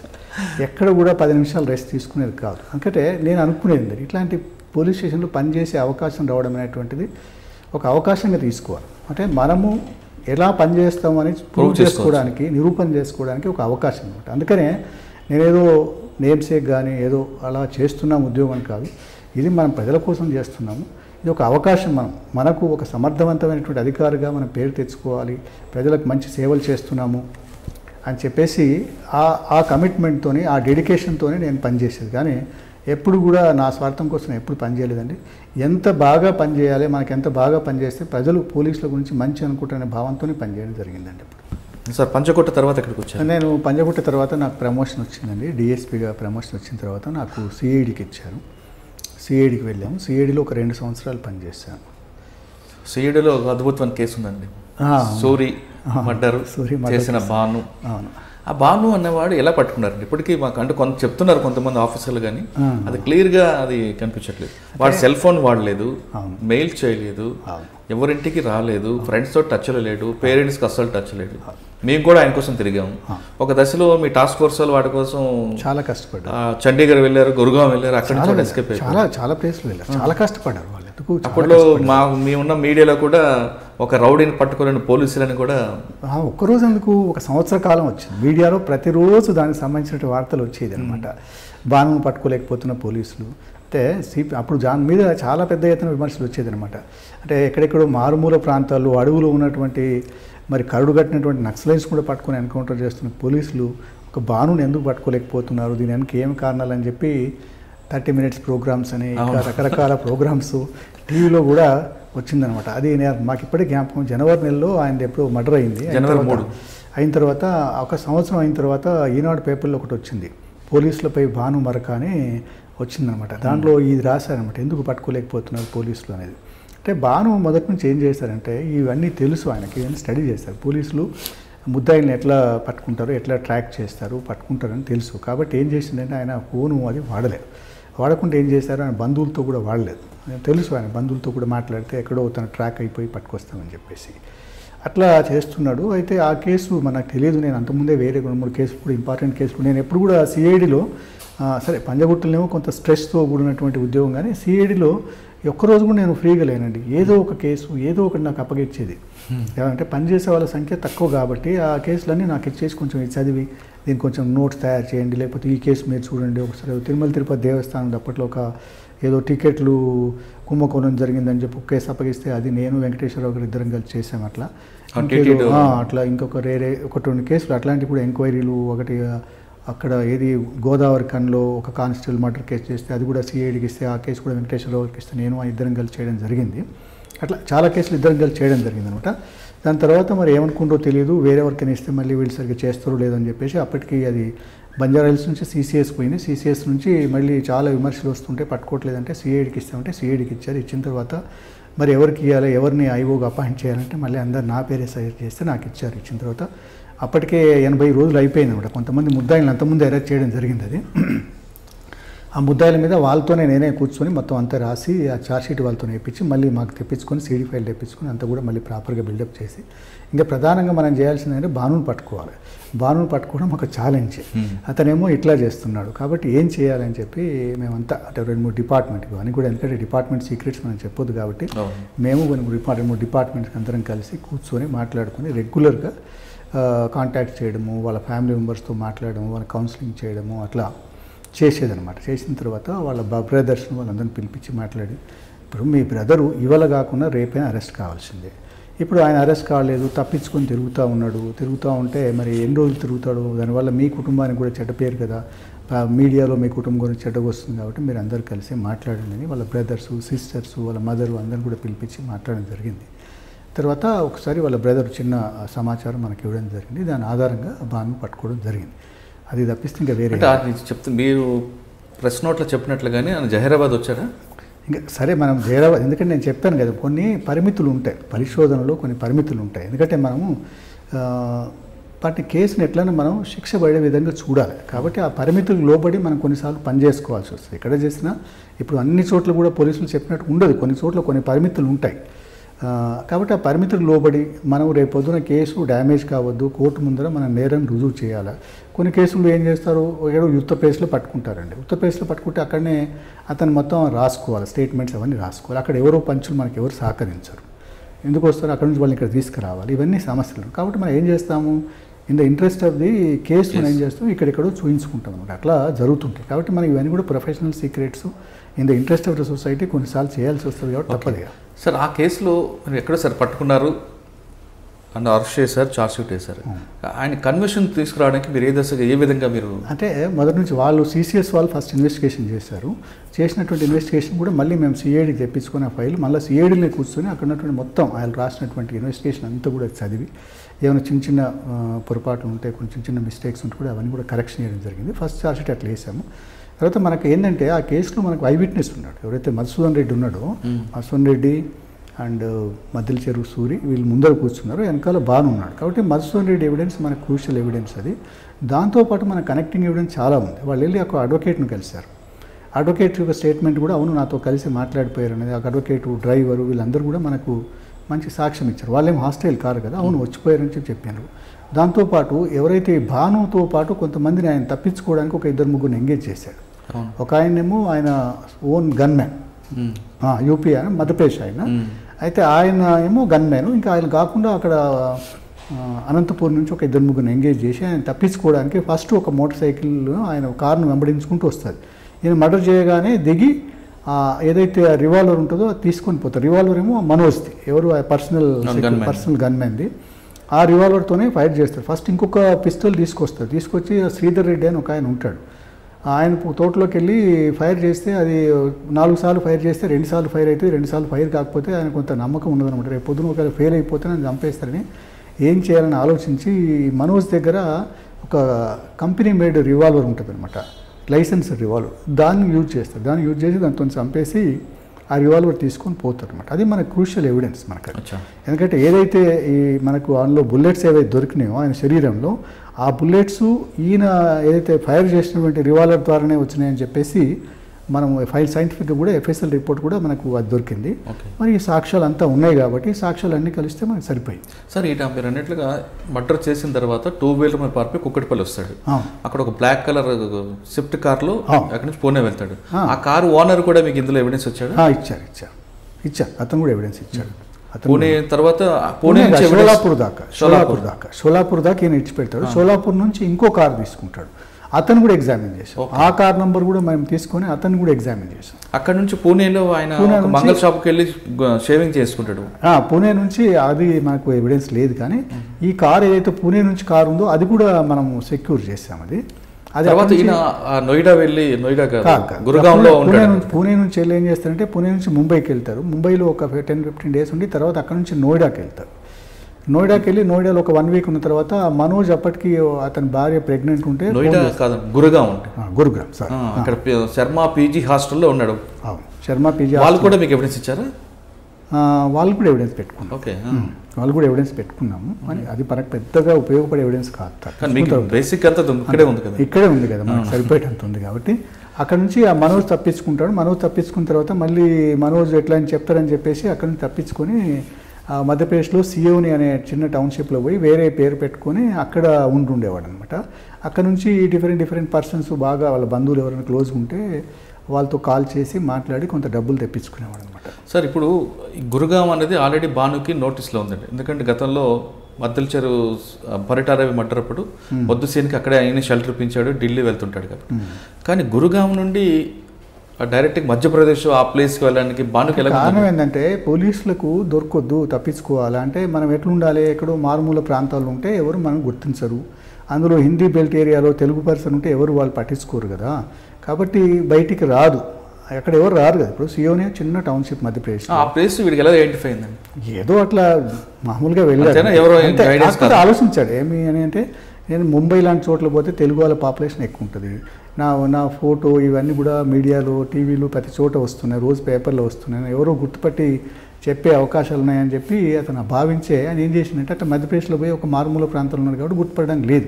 అయినప్పుడు కూడా 2-3 సార్లు నాకు ఫోన్ చేశారండి, ఫోటో కూడా పంపించారు నాకు. ఇతను ఒకసారి ఏదో ఇక్కడ షిరిడీకి వెళ్ళే దారిలో కనిపించాడంటే అక్కడ కూడా పంపించాం. ఇంకొకసారి ఏమో నాగ్పూర్లో ఉన్నాడని చెప్తే అక్కడ కూడా పంపించడం జరిగింది. అని అడిగాను తర్వాత నాగ్పూర్కి వెళ్ళాను సార్ ఒకసారి అక్కడ ఒక ఏటీఎంలో డబ్బులు తీసుకున్నాను, అయినా మరి ఎవరైతే చూసిండొచ్చు సార్, నేనైతే వెళ్ళాను అని చెప్పిన. అప్పుడు దగ్గరే కదా సీఎంకి అట్లా వెళ్ళాను సార్. పబ్లిక్ ఇన్ఫర్మేషన్ మీకు వచ్చింది పబ్లిక్ ఇన్ఫర్మేషన్ వచ్చింది. ఇక మేము పంపించాము కానీ ఒక చోట ఉండడు కదా. అప్పుడు చాలా వచ్చాడు, చిత్తూరు వచ్చాడని ఒకసారి అంటే అది చాలా రూమర్స్ వచ్చినాయిలే కానీ ఆయన సీఎంలో ఉండి ఒకసారి ఇక్కడికి వెళ్ళింది మాత్రం వాస్తవం. ఏది నాగ్పూర్కి వెళ్ళడము, ఏది మన షిరిడీకి వెళ్ళడము, ఇవన్నీ కూడా వాస్తవం అని చెప్పి. అవును సార్ వెళ్ళాను, చూసారు, మరి ఏమో నాకు తెలియదు, ఫోటోలు తీసుకున్నాను, ఫోటో కూడా చూపించాను. అది అవును సార్ నాదే ఫోటో అని చెప్పేసి అప్పటికి మీసాలు ఇవన్నీ తీసేసి మామూలుగా క్లీన్ షేవ్ చేసుకున్నాడు అట్లా. కానీ అప్పుడు ఆ కేసు బాగా మీరు వర్కౌట్ చేశారు. అది సార్ ఇంకా అది పట్టుకోవడం అనేటువంటిది అదొక లక్ అంతే. మనం కొంచెం కష్టపడ్డాం, రోజు పర్సూ చేసేది. నాకు వేరే పనులు వెళ్ళినప్పటికీ కూడా రోజు వేరే డిపార్ట్మెంట్స్ అన్నిటితో కూడా కోఆర్డినేట్ చేసుకుని రోజు పర్సూ చేసి అది పట్టుకున్నాం. ఇంకొకటి ఏంటంటే సీక్రెస్ ఏంటంటే ఎవరికి తెలియదు.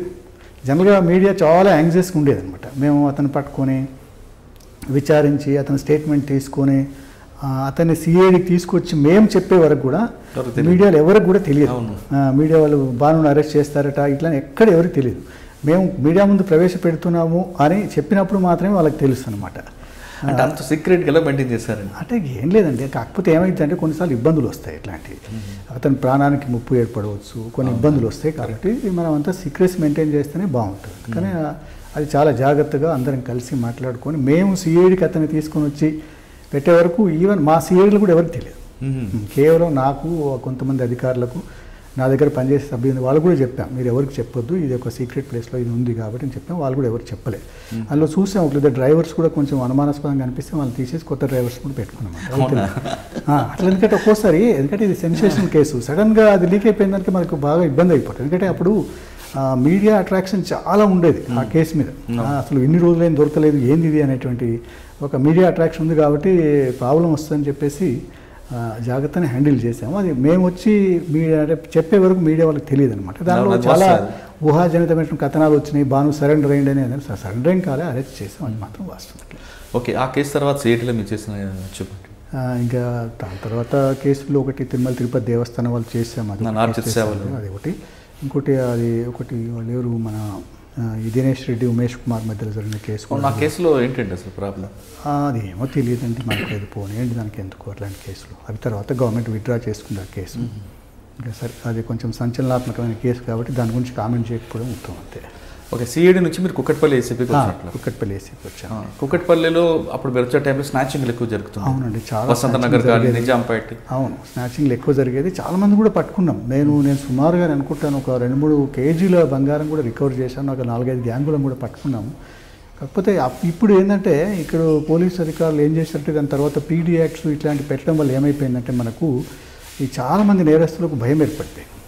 అంతకుముందు మేము అరెస్ట్ చేసేది, రిమాండ్ చేసేది, జైలుకు పంపేది, ఒక గ్యాంగ్ను పట్టుకుంటే ఇంకో 2 గ్యాంగులు వచ్చేది అనమాట.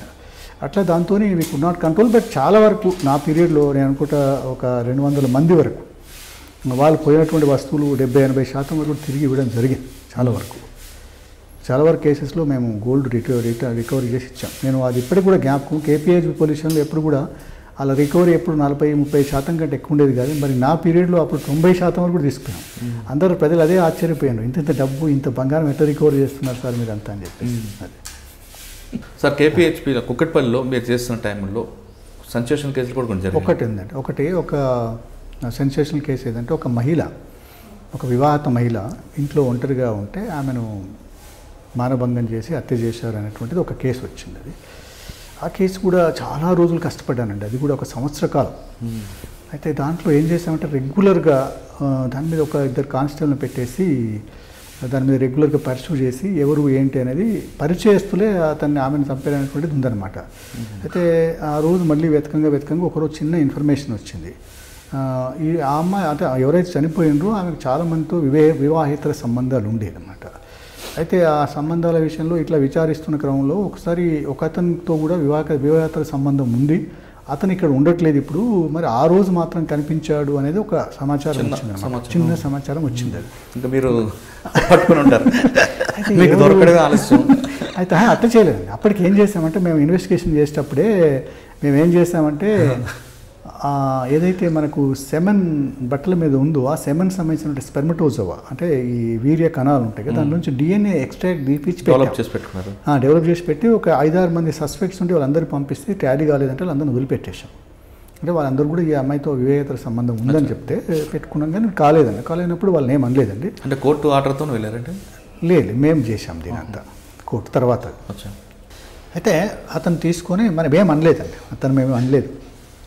అంటే చిన్న ఇన్ఫర్మేషన్ వచ్చింది, ఫలానా వ్యక్తి వచ్చిపోయినాడని తెలిసినట్టు. ఫస్ట్ ఏం చేసామంటే అతని మొబైల్ నెంబర్ తీసుకున్నాం, నిజంగా వచ్చాడా లేదా చూసుకుందామని చెప్పి మొబైల్ నెంబర్ తెప్పించి ఆయన CDR తీసుకున్నాం. అప్పటికి సుమారుగా సంవత్సరం కావస్తుంది దగ్గర. తీసుకున్న తర్వాత CDRలో చూస్తే ఆ రోజు ఇక్కడ కనిపిస్తుంది అతను. 1 year వరకు ఉంటుంది సార్ CDRలో? 1 year వరకు అంటే 1 year వరకు మనకు ఉంటాయి. ఇప్పుడు ఎవరికైనా ఉండొచ్చు కానీ మరి 1 year వరకు మనకి ఇస్తున్నారు, ఎందుకంటే చాలా డేటా ఉంటుంది. 1 year వరకు చూస్తే ఆ రోజు అక్కడికి వచ్చినట్టుగా ఉంది. మరి ఇప్పుడు ఎక్కడ ఉంటున్నాడు, ఇక్కడే ఉంటున్నాడా లేకపోతే బయట ఉన్నాడా? అప్పటికి అతను చౌటుప్పలు షిఫ్ట్ అయిపోయాడు, ఆ ఒక్కరోజు మాత్రం ఇక్కడికి వచ్చారు. కాబట్టి మనకు కొంచెం అనుమానం బలపడ్డది. ఇక వేరే విట్నెస్ కూడా అవును సార్ ఇతను కూడా ఇద్దరు ఒక ప్రింటింగ్ ప్రెస్లో పనిచేసేది, book binding shop, Prashant Nagar book binding షాప్లో పనిచేసేది అనమాట. అయితే సరే చూస్తాం ఎందుకైనా మంచిది ఏమనలేదు. అతను పిలిపించిన తర్వాత అతన్ని నా ద్వారానే అక్కడికి FSLకి పంపించాం. ఏది ఇట్లా సస్పెక్ట్ ఉన్నాడు, ఆయన బ్లడ్ శాంపుల్ తీసుకొని ఆ DNAతో టాలీ చేయండి అని చెప్పి పంపించి మళ్ళీ వెళ్ళి అప్పుడు నరసింహమూర్తి గారు డైరెక్టర్ గారు ఉండేవారు, ఆయన దగ్గర నేనే పర్సనల్గా వెళ్ళి ఇట్లా ఉన్నది సార్ ఇంపార్టెంట్ కేసు, ప్రెస్లో చాలా వస్తున్నది, 2-3 సార్లు కూడా రాశారు. ఏది కేసు కథం దర్యాప్తు బంధన్ కూడా వార్తా కథనాలు వచ్చినాయి అప్పట్లో. సరే కానివ్వండి అన్నీ వస్తుంటాయి కదా, భాను కేసులో చూసినాం కదా ఎన్నో రకాలైనటువంటి కథనాలు వస్తుంటాయి, సరే రానియండి మంచిదే కదా అంటే మన మీద ఒక చెక్ లాగానే పెట్టుకొని ఛాలెంజ్గా తీసుకుని అతనితో వెళ్ళి సార్ ఇది మాకైతే 90% మాకు ఇతని మీద అనుమానం ఉంది సార్, దయచేసి ఇతను ఎట్లన్నా కొంచెం తొందరగా ఇవ్వండి రిపోర్ట్ 1 weekలో అంటే వాళ్ళు 1 weekలో రిపోర్ట్ ఇచ్చేసారు. రిపోర్ట్ ఇస్తే అది టాలీ DNA రిపోర్ట్ ఇతనితో టాలీ అయింది. అతను తీసుకొచ్చి అరెస్ట్ చేసి రిమాండ్ చేసిన తర్వాత ఆ కేసు మళ్ళీ నేనే పర్సనల్గా తెప్పించుకుని అంత సాక్ష్యాలన్నీ ప్రాపర్గా ఉన్నాయో లేవో చూసుకుని ఉంటే కరెక్షన్ చేసుకుని తర్వాత ఛార్జ్షీట్ ఏం జరిగింది. తర్వాత ఆ మధ్యలో ఒకసారి విచారిస్తే 1 yearలో ఆ కేసు కూడా అతనికి జీవిత ఖైదు పడడం జరిగింది. ఎందుకు చేశాడు మర్డర్? ఏం లేదండి, అయితే ఆ రోజు అంటే ఈ అమ్మాయితో చాలాసార్లు సంబంధం ఉంది కాబట్టి ఆ రోజు కూడా వచ్చాడు, ఆ ఇతను కలిశాడు. శారీరకంగా కలిసిన తర్వాత ఇతనికి డబ్బులు బాకీ తీసుకుందట ఆవిడ. తీసుకుంటే ఆమె డబ్బులు అడిగితే అతను డబ్బులు అడిగితే డబ్బులు నా దగ్గర లేవు, నువ్వు ఎక్కువ ఇబ్బంది పెడితే నీ మీద కేసు పెడతా అని చెప్పింది అనమాట. నువ్వు కేసు పెడతావా అని చెప్పేసి ఆమెను గొంతు అదే దాన్ని ఉంటుంది కదా కూలర్ది ఒక వైర్ ఉంటుంది దాంతో మెడ చుట్టూ గొంతు బిగించి చంపేస్తుంది అనమాట. ఇది కారణం దానికి. ఆ కేసులో కూడా కన్విక్షన్ అంటే సాధారణంగా సార్ మీరు చేసిన అన్ని కేసుల్లో కూడా మీరు ట్రాన్స్ఫర్ అయిన తర్వాత కూడా ఆ ఫైల్ పరిశోధన చేస్తాను. ఎందుకంటే కొంతమంది ఆఫీసర్ ఎందుకు చేయాలండి అక్కడికే వదిలిపెట్టిపోతారు? వ్యక్తిగతం అండి, దానికి ఏం చెప్తాను ఇప్పుడు, అది వ్యక్తిగతం. నేనేమనుకుంటా అంటే this is my baby, I should take care of it. ఇప్పుడు పార్క్ హాస్పిటల్ కేసే ఉంది, నేను 2010లో ఫిబ్రవరిలో ఎప్పుడో 18-19 తారీఖు ఎప్పుడో జరిగింది అది. నాది మే 25వ తారీఖు రోజు నేను ట్రాన్స్ఫర్ మీద CIDకి వెళ్ళిపోయాను, 4 నెలల తర్వాత. మరి ఆ రోజుల్లో అంటే 4 నెలల కాలంలోనే మొత్తం ఇన్వెస్టిగేషను వెంటబడి దాన్ని బాగా పరిశీలి చేసి నేను ఛార్జ్షీట్ వేసే వెళ్ళిపోయానండి. ఎందుకంటే నాకు తెలుసు నా తర్వాత వచ్చిన వాళ్ళు అంత పట్టించుకోకపోవచ్చు, దానికి దాని ఇంపార్టెన్స్ దానికి ఏం తెలియదు కదా వాళ్ళకు, పట్టించుకోకపోవచ్చు అని ఏం చేసినా మొత్తం దానికి సంబంధించిన వాళ్ళ మేనేజ్మెంట్ ఎవరు ఏమిటి దీనికి ఇప్పుడు మనం ఫస్ట్ ప్రూవ్ చేసింది దానికి ఎవరు మేనేజ్మెంట్ అనేది ప్రూవ్ చేయాలి. వాళ్ళని బాధ్యులు కదా, మేనేజ్మెంట్ అయితే బాధ్యత, ఎంప్లాయీస్ కాదు కదా. Management has to take care. ఆ మేనేజ్మెంట్ ఎవరు, దీంట్లో ఏమేమి వయలేషన్స్ ఉన్నాయి, ఫైర్ డిపార్ట్మెంట్స్ తీసుకుంటా, క్లియరెన్స్ తీసుకుంటా, మున్సిపల్ డిపార్ట్మెంట్ దాని ప్రకారం ప్రాపర్గా ఉందా లేదు అందరితో ఎగ్జామిన్ చేసి అన్ని సాక్ష్యాలు తీసుకొని ఆ కేసును రెగ్యులర్గా నేను ఆ కోర్ట్ కానిస్టేబుల్ నెంబర్ నా దగ్గర పెట్టుకునేది. అతనితో మాట్లాడేది, ఏమవుతుంది సాక్ష్యాలు బాగా చెప్తున్నారా, ఏమైనా ప్రాబ్లం ఉంటే చెప్పమంటే పాపం చాలామంది చాలా చోట్ల అండి కోర్ట్ కానిస్టేబుల్ చాలా బాగా పనిచేశారు. నాతో రెగ్యులర్గా చెప్పేది ఉందని చెప్పి, నాకు ఎవిడెన్స్ ఉంటే ముందే చెప్పేది, నేను ఆ ఫైల్ తీసుకొని మొత్తం చదువుకొని ప్రాపర్గా వెళ్ళి ఎవిడెన్స్ చెప్పడం ఇట్లా జరిగిందనమాట. అది పర్సనల్ ఇంట్రెస్ట్ కాబట్టి చేసేది అంతే. అంటే మీరు ఒక పోలీస్ స్టేషన్ ట్రాన్స్ఫర్ అయిన తర్వాత కూడా పాత పోలీస్ స్టేషన్లో మీరు చేసిన కేసులు మాత్రమే పరిశోధన చేస్తుంటారు అని మీ ఇంట్రెస్ట్ వ్యక్తిగతంగా. కానీ అక్కడ ఉన్న ఇన్స్పెక్టర్కి ఇబ్బంది ఉండదా?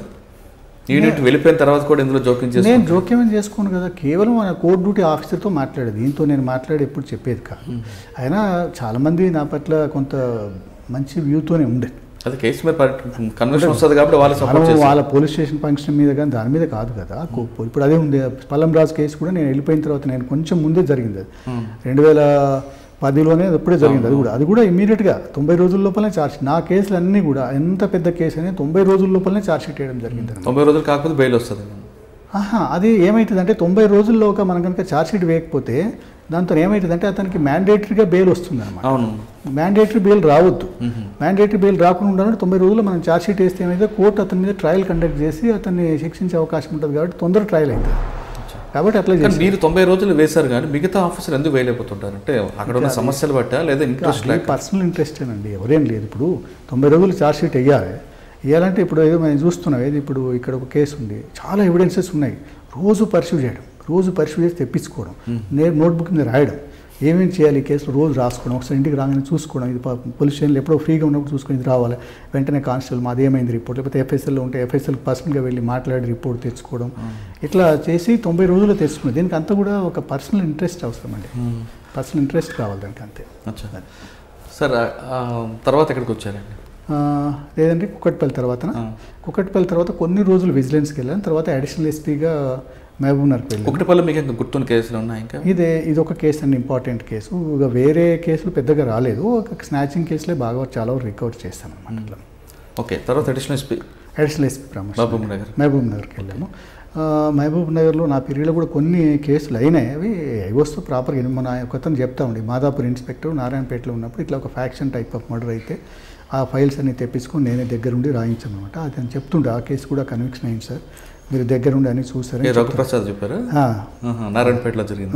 నారాయణపేటలో ఆయన ఇన్స్పెక్టర్ ఉండేవారు. నారాయణపేటలో ఉన్నప్పుడు ఒక కేసు ఒకటి మరికల్ ఏరియాలో ఒక మర్డర్ అనమాట. ఇట్లాగే బయట నుంచి వచ్చి ఆయన చంపేస్తారనమాట. అవన్నీ ఫైల్ తెప్పించుకొని కూర్చొని చూసి ప్రాపర్గా అన్ని చదివి ఇట్లా పెడితే బాగుంటుందని చెప్తే మొన్న నా దగ్గరికి వచ్చినప్పుడు ఆయన చెప్తుండే, సరే ఆ కేసు మీరు చూసింది కన్విక్షన్ అయిందని చెప్పారనమాట. సార్ ఇప్పుడు ఓటుకు నోటు కేసులో మీకు తీసుకొచ్చి ఛార్జ్ షీట్ వేయమని హ్యాండ్ ఓవర్ చేసి, ఎందుకంటే మీరు పక్క ఛార్జ్ షీట్ కాదు పరిశోధన చేయమని ఇన్వెస్టిగేషన్ చేయమని ఇచ్చారు. ఎందుకంటే మీరు క్వాలిటీ ఇన్వెస్టిగేషన్ ఉంటుంది కాబట్టి మీకు ఫైల్ ఇచ్చేసరికి ఏ దశలో ఉంది, మీరు దాన్ని ఏ విధంగా ఇన్వెస్టిగేషన్ చేసుకుంటూ వెళ్ళారు ఛార్జ్ షీట్ అవన్నీ? ఎందుకంటే అది ఒక సంచలనాత్మకమైనటువంటి కేసు కాబట్టి, ఇప్పుడు అది కోర్టు పరిధిలో ఉంది కాబట్టి నేను దాని గురించి ఎక్కువ కామెంట్ చేయదలుచుకోలేదండి. చూద్దాం అది కోర్టులో ఏం జరుగుతుంది. అంటే అందులో చంద్రబాబు నాయుడు గారు వాయిస్ రికార్డ్ ఏం చేశారు? అది అవన్నీ నేను దాని గురించి ఏమాత్రం కామెంట్ చేయదలుచుకోలేదండి. Because it is in the court purview కాబట్టి దాని గురించి నేను ఏమీ మాట్లాడదలుచుకోలేదండి. అట్లా ఓకే. ఓటుకు నోటు కేసు తర్వాత ఏసీబీలు మీరు చేసిన కేసుల గురించి? ఓటుకు నోటు కేసు తర్వాత ఒక సబ్ రిజిస్ట్రార్స్ ఆ మధ్యలో ఒక 100 ఎకరాలది ల్యాండ్ ఒకటి చేశారు. ఆ కేసులో కూడా ఒక 3 సబ్ రిజిస్ట్రార్స్, అంటే అదొకటే కాదు చాలా చోట్ల కూడా ప్రభుత్వ ఆస్తుల్ని అన్యాక్రాంతం చేస్తూ కొంతమంది రియల్ ఎస్టేట్ బ్రోకర్స్తో కుమ్మక్కవుతున్నారని చెప్పేసి అప్పట్లో కుక్కట్పల్లిలో ఒక సబ్ రిజిస్ట్రార్ ఉండేవాడు శ్రీనివాస్ అని, అతనికి సంబంధించినటువంటి కేసు ఒకటి అప్పగించడం జరిగింది. అది ఒకటి చేశాము. ఇట్లా వేరే కేసు కూడా కొన్ని చేయడం జరిగిందండి. ఇప్పుడు ఏసీబీలో అవన్నీ కూడా ఛార్జ్ షీట్ వేయడం జరిగింది. ఓన్లీ అది కోఆర్డినేషన్, ఎందుకంటే we are all supervisory officers, investigation అప్పటికి అయిపోయి సూపర్వైజరీ ఆఫీసర్కి చేశాం కానీ అంతే. ఓకే. ఏసీబీ తర్వాత ఎక్కడికి వచ్చారు? ఏసీబీ తర్వాత నాకు మళ్ళీ జనగామ డీసీపీగా పంపించారండి. జనగామ డీసీపీగా ఒక 9 నెలల కాలం చేశాను. అక్కడ కూడా 2-3 కేసులు సంచలనాత్మకమైన కేసులు వస్తే నాకు మొదటి నుంచి ఇదే ఇంట్రెస్ట్ కదా, ఇన్స్పెక్టర్ చేయాల్సిన కేసు కానీ నేనే వెళ్ళి కూర్చొని టైప్ మిషన్ పెట్టుకొని ల్యాప్టాప్ పెట్టుకొని కేసులు అన్నిటి కూడా రాసేదనమాట. అయితే అప్పట్లో రఘునాథ్పల్లి అని ఒక పోలీస్ స్టేషన్లో ఏం లేదండి, ఒక పెళ్ళి నిశ్చయం అవుతుంది, పెళ్ళి ఎంగేజ్మెంట్ కూడా అయిపోతుంది. మరి ఆ అమ్మాయికి ఇష్టం లేదట పెళ్ళి, ఆ అబ్బాయిని పెళ్లి చేసుకోవచ్చు. సరే ఇష్టం లేదని చెప్తే అయిపోతుండే, ఏమీ కాకపో. ఆ అమ్మాయికి అంతకుముందు ఇంకా అతను ఎవరో దగ్గర వాళ్ళ చిన్నమ్మ కొడుకుతోనే ఎవరితోనో ఒక వివాహేతర సంబంధం ఉందట. మా ఇద్దరు, ఈ అమ్మాయి అబ్బాయి ఇద్దరు కలిసి మాట్లాడి ఎట్లా చేద్దామంటే వాడిని చంపేద్దాంలే అని చెప్తారన్నమాట. ఎందుకు చంపేద్దామంటే లేదు వాడితో నాకు ఇష్టం లేదు పెళ్ళి, మరి రేపో ఎల్లుండో పెళ్ళి ఉంది నాకు ఇష్టం లేదని చెప్తాను. ఎట్లా చేద్దామంటే ఒక పని చేస్తాను, నువ్వు వెళ్ళి అక్కడ ఉండు, వాడి మీద పెట్రోల్ పోసి కాల్ చేసి నేను వాడిని కాల్ చేసి బయటికి పంపిస్తాను, నువ్వు అక్కడ కాచుకొని ఉండమని చెప్తాను అనమాట. ఇతను వెళ్ళి ఎవరైతే ప్రేమికుడు ఉంటాడో అతడు ప్రియుడు, ఆ ప్రియుడు వెళ్ళి ఎవరైతే అబ్బాయి ఉంటాడో పెళ్లి కావాల్సిన అబ్బాయి ఇంటి ఎదురుగా కాచుకొని ఉంటాడు మోటార్ సైకిల్ తీసుకెళ్ళిపోయి.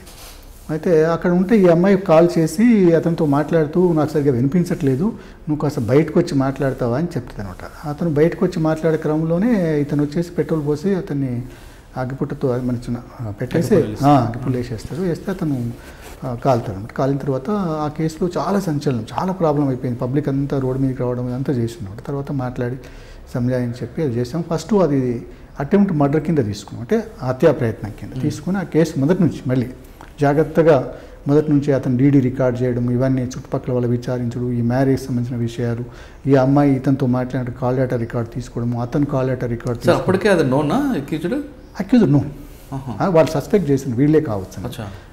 కాబట్టి అది తీసుకొని దాని ప్రకారం అది ఇన్వెస్టిగేషన్ చేసి అవంతా కూడా ప్రాపర్గా ఫిల్అప్ చేసాము. తర్వాత ఒక 1 వీక్ తర్వాత ఒక వారం రోజుల తర్వాత అబ్బాయి చనిపోతుంది. చనిపోయిన తర్వాత మొత్తం ఊరంతా వచ్చేసి కంచన్పల్లి అని ఒక ఊరు ఉంటుంది, రఘునాథ్పల్లి, మొత్తం రోడ్డు మీదకి వచ్చేసి రోడ్డు మీద ఆపేస్తారు. సరే ఎందుకంటే ఒక సెన్సిటివ్ ఇష్యూలో మనం తొందరపడి లాఠీ చార్జ్ అవి చేస్తే బాగుండదని అప్పట్లో సిపి గారు నా మీద చాలా గట్టి కూడా అరిశారని చెప్పాను. సార్ కొన్నిసార్లు కొన్ని ఇబ్బందులు వస్తాయి, ఒక సమస్య కోసం చూసుకుంటే ఇంకో పెద్ద సమస్య వచ్చి కూర్చుంటుంది, కన్విన్స్ సార్ ఒక 1 అవర్ అయితే అయింది అని చెప్పి కన్విన్స్ చేయడం జరిగింది. అంటే పబ్లిక్ చాలా కంప్లైంట్ సార్ నాకు తెలుసు, పబ్లిక్ కంప్లైంట్ చేస్తారు, వాళ్ళకి ఇవన్నీ సెన్సిటివిటీ తెలియదు కదా సార్. అలా ఇది ఒక రోజు మనం చూసుకున్నాం, ఒక గంట సేపు చూసుకున్నాం అనుకోండి, మళ్ళీ 2 రోజుల దాకా ఆ సమస్యలు ఎంత ఉంటాయి, అది స్టేట్ వైడ్ ఇష్యూ అయిపోతుంది ఒక్కోసారి, ఒక పర్టికులర్ కమ్యూనిటీ ఉంటే అని చెప్పి సంజాయించడం జరిగింది. అది మళ్ళీ పర్సనల్గా ఇట్లాగే కూర్చొని దాన్ని కూడా మళ్ళీ 3 నెలల లోపలనే ఛార్జ్షీట్ వేసేసి నాకు ఎప్పుడో మధ్యలో ఆశీర్వాదాలు ఉన్నప్పుడు వాళ్ళు కాల్ చేశారు, సార్ ఆ కేసు కూడా శిక్ష పడ్డది సార్, ఇద్దరికి జీవిత ఖైదు వేశారు అని చెప్పడం జరిగింది అనమాట. వీళ్ళు హ్యాపీ. ఇంకో 2 కేసులు కూడా అలాగే ఉంటాయి, నేనే పర్సనల్గా వెళ్ళి కూర్చో, అంటే అన్ని కేసులు కావు, కొన్ని సెన్సేషనల్ కేసులు, అంటే సమాజానికి కొంత భయభ్రాంతులకు గురి చేసేటువంటి, సమాజం మీద అంటే ప్రభావాన్ని చూపించేటువంటి కేసుల్లో మనం కనుక పకడ్బందీగా కనుక ఇన్వెస్టిగేషన్ చేస్తే అతను శిక్ష పడ్డది అనుకోండి, వేరే వాడికి భయం సపోజ్ శిక్ష పడ్డదని చెప్పేసి అట్లా చేసాము, అది శిక్ష పడ్డదనమాట. ఇంకా 2 కేసులు కూడా ప్రాపర్గా చేసాము, ఇంకా అవి ట్రయల్ స్టేజ్లో ఉన్నాయట. అవి చెప్తున్నాం అప్పుడప్పుడు మాట్లాడుతుంటే ఏమైందని మాట్లాడుతుంటాం, ఓన్లీ అవుట్ ఆఫ్ ఇంకా కింద లెవెల్లోకి వెళ్తుంటారు, వెళ్తుంటాయి. ఎందుకంటే ఇప్పుడు వాళ్ళకి తెలియకపోవచ్చు, మనం దానివల్ల నష్టమేం లేదు కదా, వాళ్ళకి సపోర్ట్ ఉండాలి, తెలియదు, సపోర్ట్ ఉంటుంది అనమాట. సపోర్ట్ ఉంటే ఏమవుతుంది, వాళ్ళకి కూడా కాన్ఫిడెన్స్ ఉంటుంది, మా సార్ మాకు వచ్చి మాకు ప్రొటెక్షన్ ఇస్తుందని చెప్పేసి.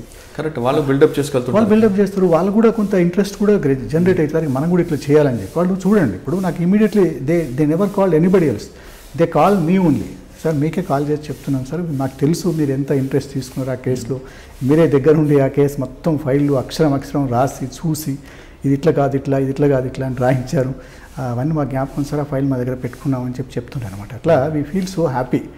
రఘునాథ్పల్లిలో ఆ కంచన్పల్లి కేసు అది, ఆ ప్రజలకు ఆ రోజు చెప్పాను, చూడండి అబ్బా నా మీద నమ్మకం ఉంటే దయచేసి మీరు నేను చూసుకుంటాను సార్, ఇప్పుడు మీ అబ్బాయి ప్రాణం నేను తీసుకురాలేను, నాకు తెలుసు, ఇవన్నీ నా చేతిలో లేని విషయాలు, ఇప్పుడు మీకు కావాల్సింది అతను శిక్షించాలి. ఇప్పుడు ఆ కేసులో ఇద్దరికి పడింది, అమ్మాయికి అబ్బాయికి ఇద్దరు కూడా జీవిత ఖైదు. ఎందుకంటే అమ్మాయి చెప్తేనే చేశారు కాబట్టి మనం ఆ కాల్ డేటా ఆ టైంలో ఉన్నట్టు కూడా మనం రికార్డ్ చూపించాను సార్. ఇప్పుడు అంటే కాల్ డేటాలు సీసీ కెమెరాలు ఉన్నాయి, కానీ గతంలో అటువంటి టెక్నాలజీ లేని టైంలో కూడా మీరు కన్వర్షన్ తీసుకున్నాం, అంటే అక్కడ ఉన్నటువంటి సాక్ష్యాధారాలు నేను చెప్పాను కదా. ఇప్పుడు ఈ కేసు కూడా కాల్ డేటా రికార్డ్స్ మనకు పెద్ద ఉపయోగపడలేదు, ఈ పల్లంరాజు పెద్దమ్మ కేసు మాకున్నటువంటి సాక్ష్యాధారాలు ఉన్నాయి కదా, అక్కడికి వెళ్ళాడు లాస్ట్ టైము, అతని దగ్గరికి మన ఈ వస్తువులు స్వాధీనం చేసి అతను ఎక్స్ప్లెయిన్ చేసుకోవాలి, నీ వస్తువులు ఇద్దరికి ఎందుకు వచ్చినాయో ఎక్స్ప్లెయిన్ చేసుకోవాలి.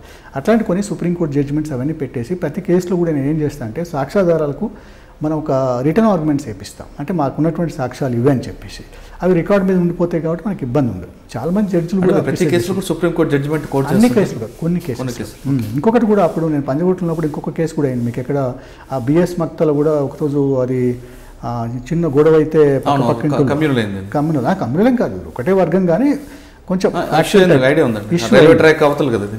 రైల్వే ట్రాక్ ఇవతలనే లోపలనే, ఇది మన సీఎం ఆఫీస్ ఎదురుగా కొంచెం దూరంలో ఉంటుందన్నమాట. ఆ కేసులో కూడా శిక్ష పడ్డదండి. ఆ రోజు ఆ సాక్ష్యం ఇచ్చిన తర్వాత ఆ కోర్టులో నేను సాక్ష్యం ఇచ్చినప్పుడు ఉమామహేశ్వరరావు గారు డిఫెన్స్ కౌన్సిల్ అనమాట ఆ కేసులో. ఆయన చాలాసేపు చాలా గట్టిగా నన్ను బెదిరిస్తూ అది ఇది అడుగుతా ఉన్నాడు. అడగండి మీ ఇష్టం, నేను ఎన్ని ప్రశ్నలు అడగండి, నేను వద్దంటలేను, కానీ బెదిరింపుడు వద్దండి, మీరు 100 ప్రశ్నలు అడగండి, నాకేం బాధ లేదని చెప్పాను.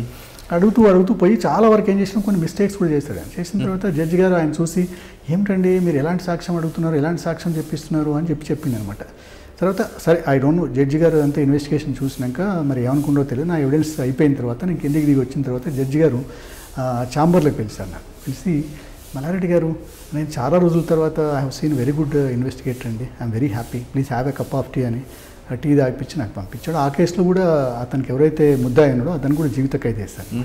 ఆ దెబ్బతో ఆ ఏరియాలో ఎక్కడ మళ్ళీ నేను ఉన్నంత రోజులు ఒక్క నేరం కూడా జరగలేదు. అంటే ప్రజల్లో ఒక రకమైన మెసేజ్, అబ్బో ఈయన దగ్గర ఉంటే ఈయన పీరియడ్లో కనుక మనం ఏం చేసినా అది లోపల పడేస్తారని చెప్పేసి రెయిన్ బజార్లో కూడా 1-2 కేసులు అట్లాంటి కేసులు పట్టుకొని శిక్ష వేయించేస్తే మిగతా కేసులు అందరూ కూడా బలవంతంగా వాళ్ళ దగ్గరికి వెళ్ళి వాళ్ళందరినీ బతిమాలుకొని డబ్బులు ఇచ్చి రాజీ పడిపోయారు. అడ్వకేట్లే బతిమాలుకుంటారు అనమాట, వద్దొద్దు మనం ఈ కోర్టులో కొట్లాడితే పోతుందని చెప్పేసి. అట్లా అంటే మనం ఒకసారి పకడ్బందీగా ఇన్వెస్టిగేషన్ చేస్తే కొంతమందికి శిక్షలు పడితే ఏమైందంటే ఆటోమేటిక్ కంట్రోల్ అయిపోతుంది, నేరం చేసేవాడు బంద్ అయిపోతుంది, ఎందుకంటే వాడి జీవితం అదైపోతుంది. ఇంకొక ఉదాహరణ చెప్తాను, మహబూబ్ నగర్లో ఉన్నప్పుడు దేవరకద్ర అని ఒకటి ఉంటుంది మండల హెడ్ క్వార్టర్తో. ఆ దేవరకద్ర మండలంలో ఒక ఫ్యాక్షన్ ఉండేది, బీజేపీ వర్సెస్ టీడీపీ ఫ్యాక్షన్లో ఇద్దరు అక్కడిక్కడ హత్యలు చేసుకుంటారు. ఒకసారి మా ఏరియాలోకి వచ్చి ఒక వర్గం మీద ఇంకొక వర్గం దాడి చేసింది.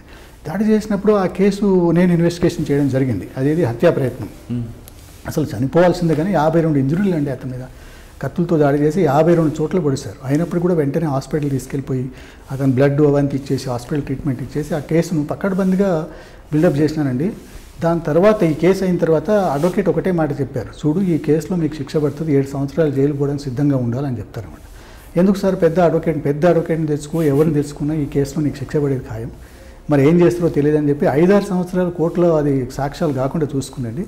అదైన తర్వాత ఏం చేసినట్టు అంతకుముందు ఉన్నటువంటి ఈ కేసులు ఆ కేసులు అన్నీ కలిసి రాజీపడి మొత్తం కేసులు కొట్టేయించుకుంటే తర్వాత ఆ ఊర్లో ఫ్యాక్షన్ అనేటువంటిది లేకుండా పోయింది. నాకు ఎప్పుడు కనిపించినా వాళ్ళు కనిపిస్తే మీ మూలంగా మా ఊర్లో మొత్తం గొడవలను పోయినాయి సార్ అని చెప్పాను. అంటే ఒక కేసును మనం సరిగ్గా పరిశోధన చేసి ప్రాపర్గా ఇన్వెస్టిగేషన్ చేస్తే తప్పకుండా ఈ నేరస్తులకు ఏంటంటే ఒక నమ్మకం ఏంటంటే ఏమైతుంది కోర్టులో 4 రోజులు జైలు పోయి వచ్చేస్తే అయిపోతుంది, శిక్ష పడదు అనేటువంటిది ఉంటుంది. కాబట్టి వాళ్ళు అట్లా చేస్తారు. ఒక కేసుతో ఆ ఊర్లో మొత్తం ఫ్యాక్షనే మొత్తం పోయింది అనమాట. అట్లా మనం ప్రాపర్గా ఇన్వెస్టిగేషన్ చేస్తే సరిపోతుంది, ప్రజల్లో కూడా నమ్మకం వస్తుంది. అట్లా సార్ జనగాం తర్వాత ఎక్కడికి వచ్చారు? జనగాం తర్వాత ఎస్పీగా ఉందండి, ఆసిఫాబాద్ ఎస్పీగా వెళ్ళాను. ఇప్పుడంటే ఇది సెప్టెంబర్ 9th 6th రోజు వెళ్ళాను. అంటే అక్కడ పరిస్థితులు ఏ విధంగా ఉన్నాయి? అప్పుడు అక్కడ ఏంటంటే కొంచెం ట్రైబల్ ఇష్యూస్ ఉండేదండి. అంటే లంబాడా వర్సెస్ ఆదివాసీ ట్రైబ్స్ మధ్యలో ఈ రిజర్వేషన్ విషయంలో చాలా వాళ్ళు పెద్ద ఎత్తున ప్రొటెస్ట్ చేయడము, ప్రభుత్వ ఆస్తులకు ప్రైవేట్ ఆస్తులకు దాడులు చేయడం ఇవన్నీ జరుగుతుండేది అనమాట. అట్లా ఉండేది. అప్పుడే ఎలక్షన్స్ రావడం అన్నీ జరిగింది. తెలియదు నాకు మరి ప్రభుత్వం వాళ్ళు ఎందుకు ఇచ్చారో, నాకు ఇచ్చారు.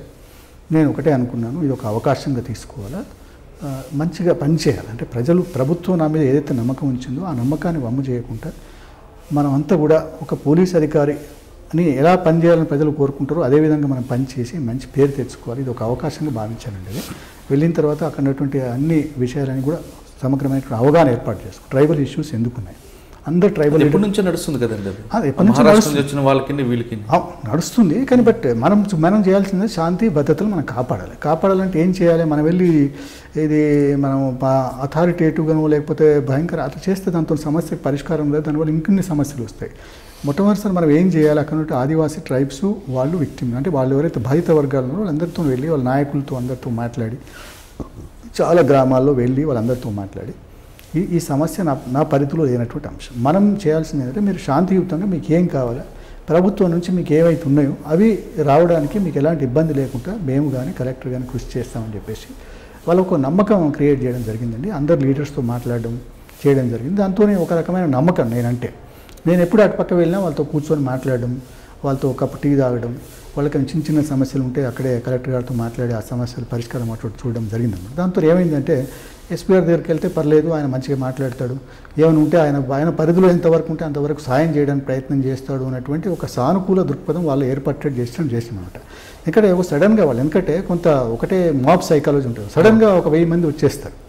కాబట్టి వాళ్ళ సైకాలజీ ఏంది, వాళ్ళు ఎలా ఉంటారు అనేటువంటి దాన్ని స్టడీ చేసి వాళ్ళు అది రాకుండా ఎవరైనా అట్లా జరుగుతున్నది అంటేనే వాళ్ళ లీడర్స్తోనే మాట్లాడి వాళ్ళతోనే కన్విన్స్ చేసి పంపించేది. ఎందుకంటే మనం వెళ్తే మళ్ళీ అది ప్రెసిపిటేట్ అయిపోయి చాలా పెద్ద సమస్య వస్తుందని చెప్పేసి వాళ్ళతోనే మాట్లాడి నా పీరియడ్ల వరకు 2 అంటే పార్లమెంట్ ఎలక్షన్స్ వచ్చినాయి, అదేవిధంగా మరి గ్రామ పంచాయతీ ఎలక్షన్లు వచ్చినాయి, ఎంపీటీసీ ఎలక్షన్లు వచ్చినాయి, ఎమ్మెల్యే ఎలక్షన్స్ ఎక్కడ కూడా చిన్న సంఘటన కూడా జరగలేదండి. మొత్తం 5 ఎలక్షన్స్ నిర్వహించి నేను ఆ పీరియడ్లో ఒక్క చిన్న సంఘటన కూడా జరగలేదు అక్కడ ఎలక్షన్స్లో. సార్ మీరు వెళ్ళేసరికి కొమరం భీం ఆ జిల్లాలో కొన్ని పెండింగ్ కేసులు కూడా కనిపించుంటాయి.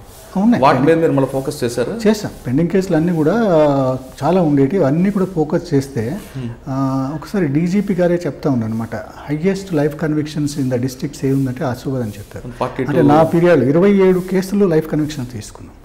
అంటే కొన్ని చోట్ల కొన్ని గ్రామాల్లో జస్ట్ లైక్ దట్ పోలీసులు పోతే లెక్క చేయకపోవడం, ఏమైతే కేసు పెడితే ఏమైతే 4 రోజులు పోతాం బయటకు వస్తామని చెప్పాను. సరే కానలే వచ్చేటప్పుడు 43% కన్విక్షన్ రేటు. ఈ ఏవైతే ఇంపార్టెంట్ కేసులు ఉన్నాయో అవి చిన్న చిన్న కేసుల్లో మనకు పెద్ద సమస్య కాదండి, అది జరుగుతాయి. మనకి ఇంపార్టెంట్ కేసులు కొన్ని ఉంటాయి, కొన్ని ఫ్యాక్షన్ రిటర్న్ కేసులు, కొన్ని అంటే వీళ్ళంతా శాంతి భద్రతలకు ప్రభావం చూపించే వ్యక్తులు అనమాట. కొంతమంది వీళ్ళు ఏం చేస్తుంటారంటే విరవేగుతుంటారు, మాకు ఏమవుతుంది కోర్టుకు పోతే ఏమవుతుంది, పోయి అడ్వకేట్ని పెట్టుకుంటాం, కొట్లాడుతాం, కేసు కొట్టేస్తారు, వచ్చేస్తాం అనేటువంటి భావనలు ఉండేవాళ్ళు అనమాట. అట్లా ఉండి పోలీసులు పోతే వాళ్ళ మీద తిరుగుబడి మాట్లాడడం, లేకపోతే మిస్బిహేవ్ చేయడం ఇట్లా చేసేదనమాట. ఒకళ్ళిద్దరు చేస్తే సరే ఏమనలేవు, సరే మనం కొంచెం ఓపిక పడదామని వాళ్ళ కేసు. చెప్తున్న కల్చర్ ఏ ప్రాంతంలో ఉంటుంది ఎక్కువ? అది ఎక్కువ బెజ్జూరు ఆ ప్రాంతం ఉంటుందండి. బెజ్జూరు ఆ ప్రాంతంలో కొంత లాలెస్నెస్, పోలీసులు పోతే పెద్ద లెక్క పెట్టకపోవడం అట్లా మాట్లాడదు. ఈ సబ్ ఇన్స్పెక్టర్లు పోతే ఏదో మాట్లాడడం ఇది చెప్పేదాన్ని. నేను చెప్పిన మీరు అట్లా ఏం భయపడద్దు, మీ పని మీరు చేయండి, నేను పని నేను చేస్తాను అని చెప్పేసి ఏం చేసినామంటే ఒక 4-5 కేసులు ఛాలెంజ్గా తీసుకొని కోర్టులో ఒకరిద్దరు శిక్ష పడే ఏర్పాటు చేసామండి.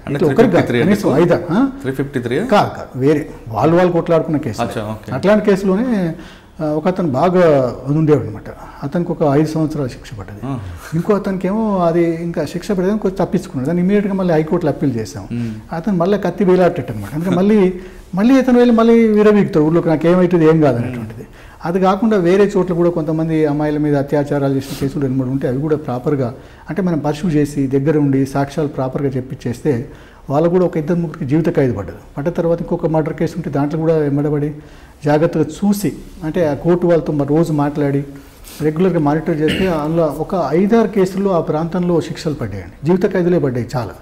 పడేసరితో పాటు మీరు పనిచేసిన జిల్లాలో సమత అనే ఒక కేసు ఉందండి. అవును, అసలు ఆ కేసు ఏం జరిగిందంటే అసలు అంటే ఈ సమత అనే అమ్మాయి వీళ్ళు ఈ బుడగ సంఘం కమ్యూనిటీ అండి. వీళ్ళది ఏంటంటే ప్రొఫెషను ఊళ్ళోకి వెళ్ళి ఆ చిన్న చిన్న వంట పాత్రలు లేకపోతే ఆ ఫ్యాన్సీ గూడ్స్ అమ్ముకుంటారనమాట. భార్యాభర్తలు ఇద్దరు కలిసి రోజు ఉదయమే అంటే జనరల్గా అక్కడ అగ్రికల్చర్ అంటే వ్యవసాయ ఆధార కుటుంబాలు ఎక్కువ ఉంటాయి కాబట్టి వ్యవసాయం 10 గంటల తర్వాత ఎవరు ఇంట్లో దొరకరు కాబట్టి ఉదయమే వెళ్ళి 7 గంటల వరకు ఊళ్ళో ఉండి ఆ వస్తువులు అమ్ముకొని మళ్ళీ 10-11 గంటల వరకు వచ్చి దాంతో ఉపాధి పొంది బతికేవాళ్ళు అనమాట.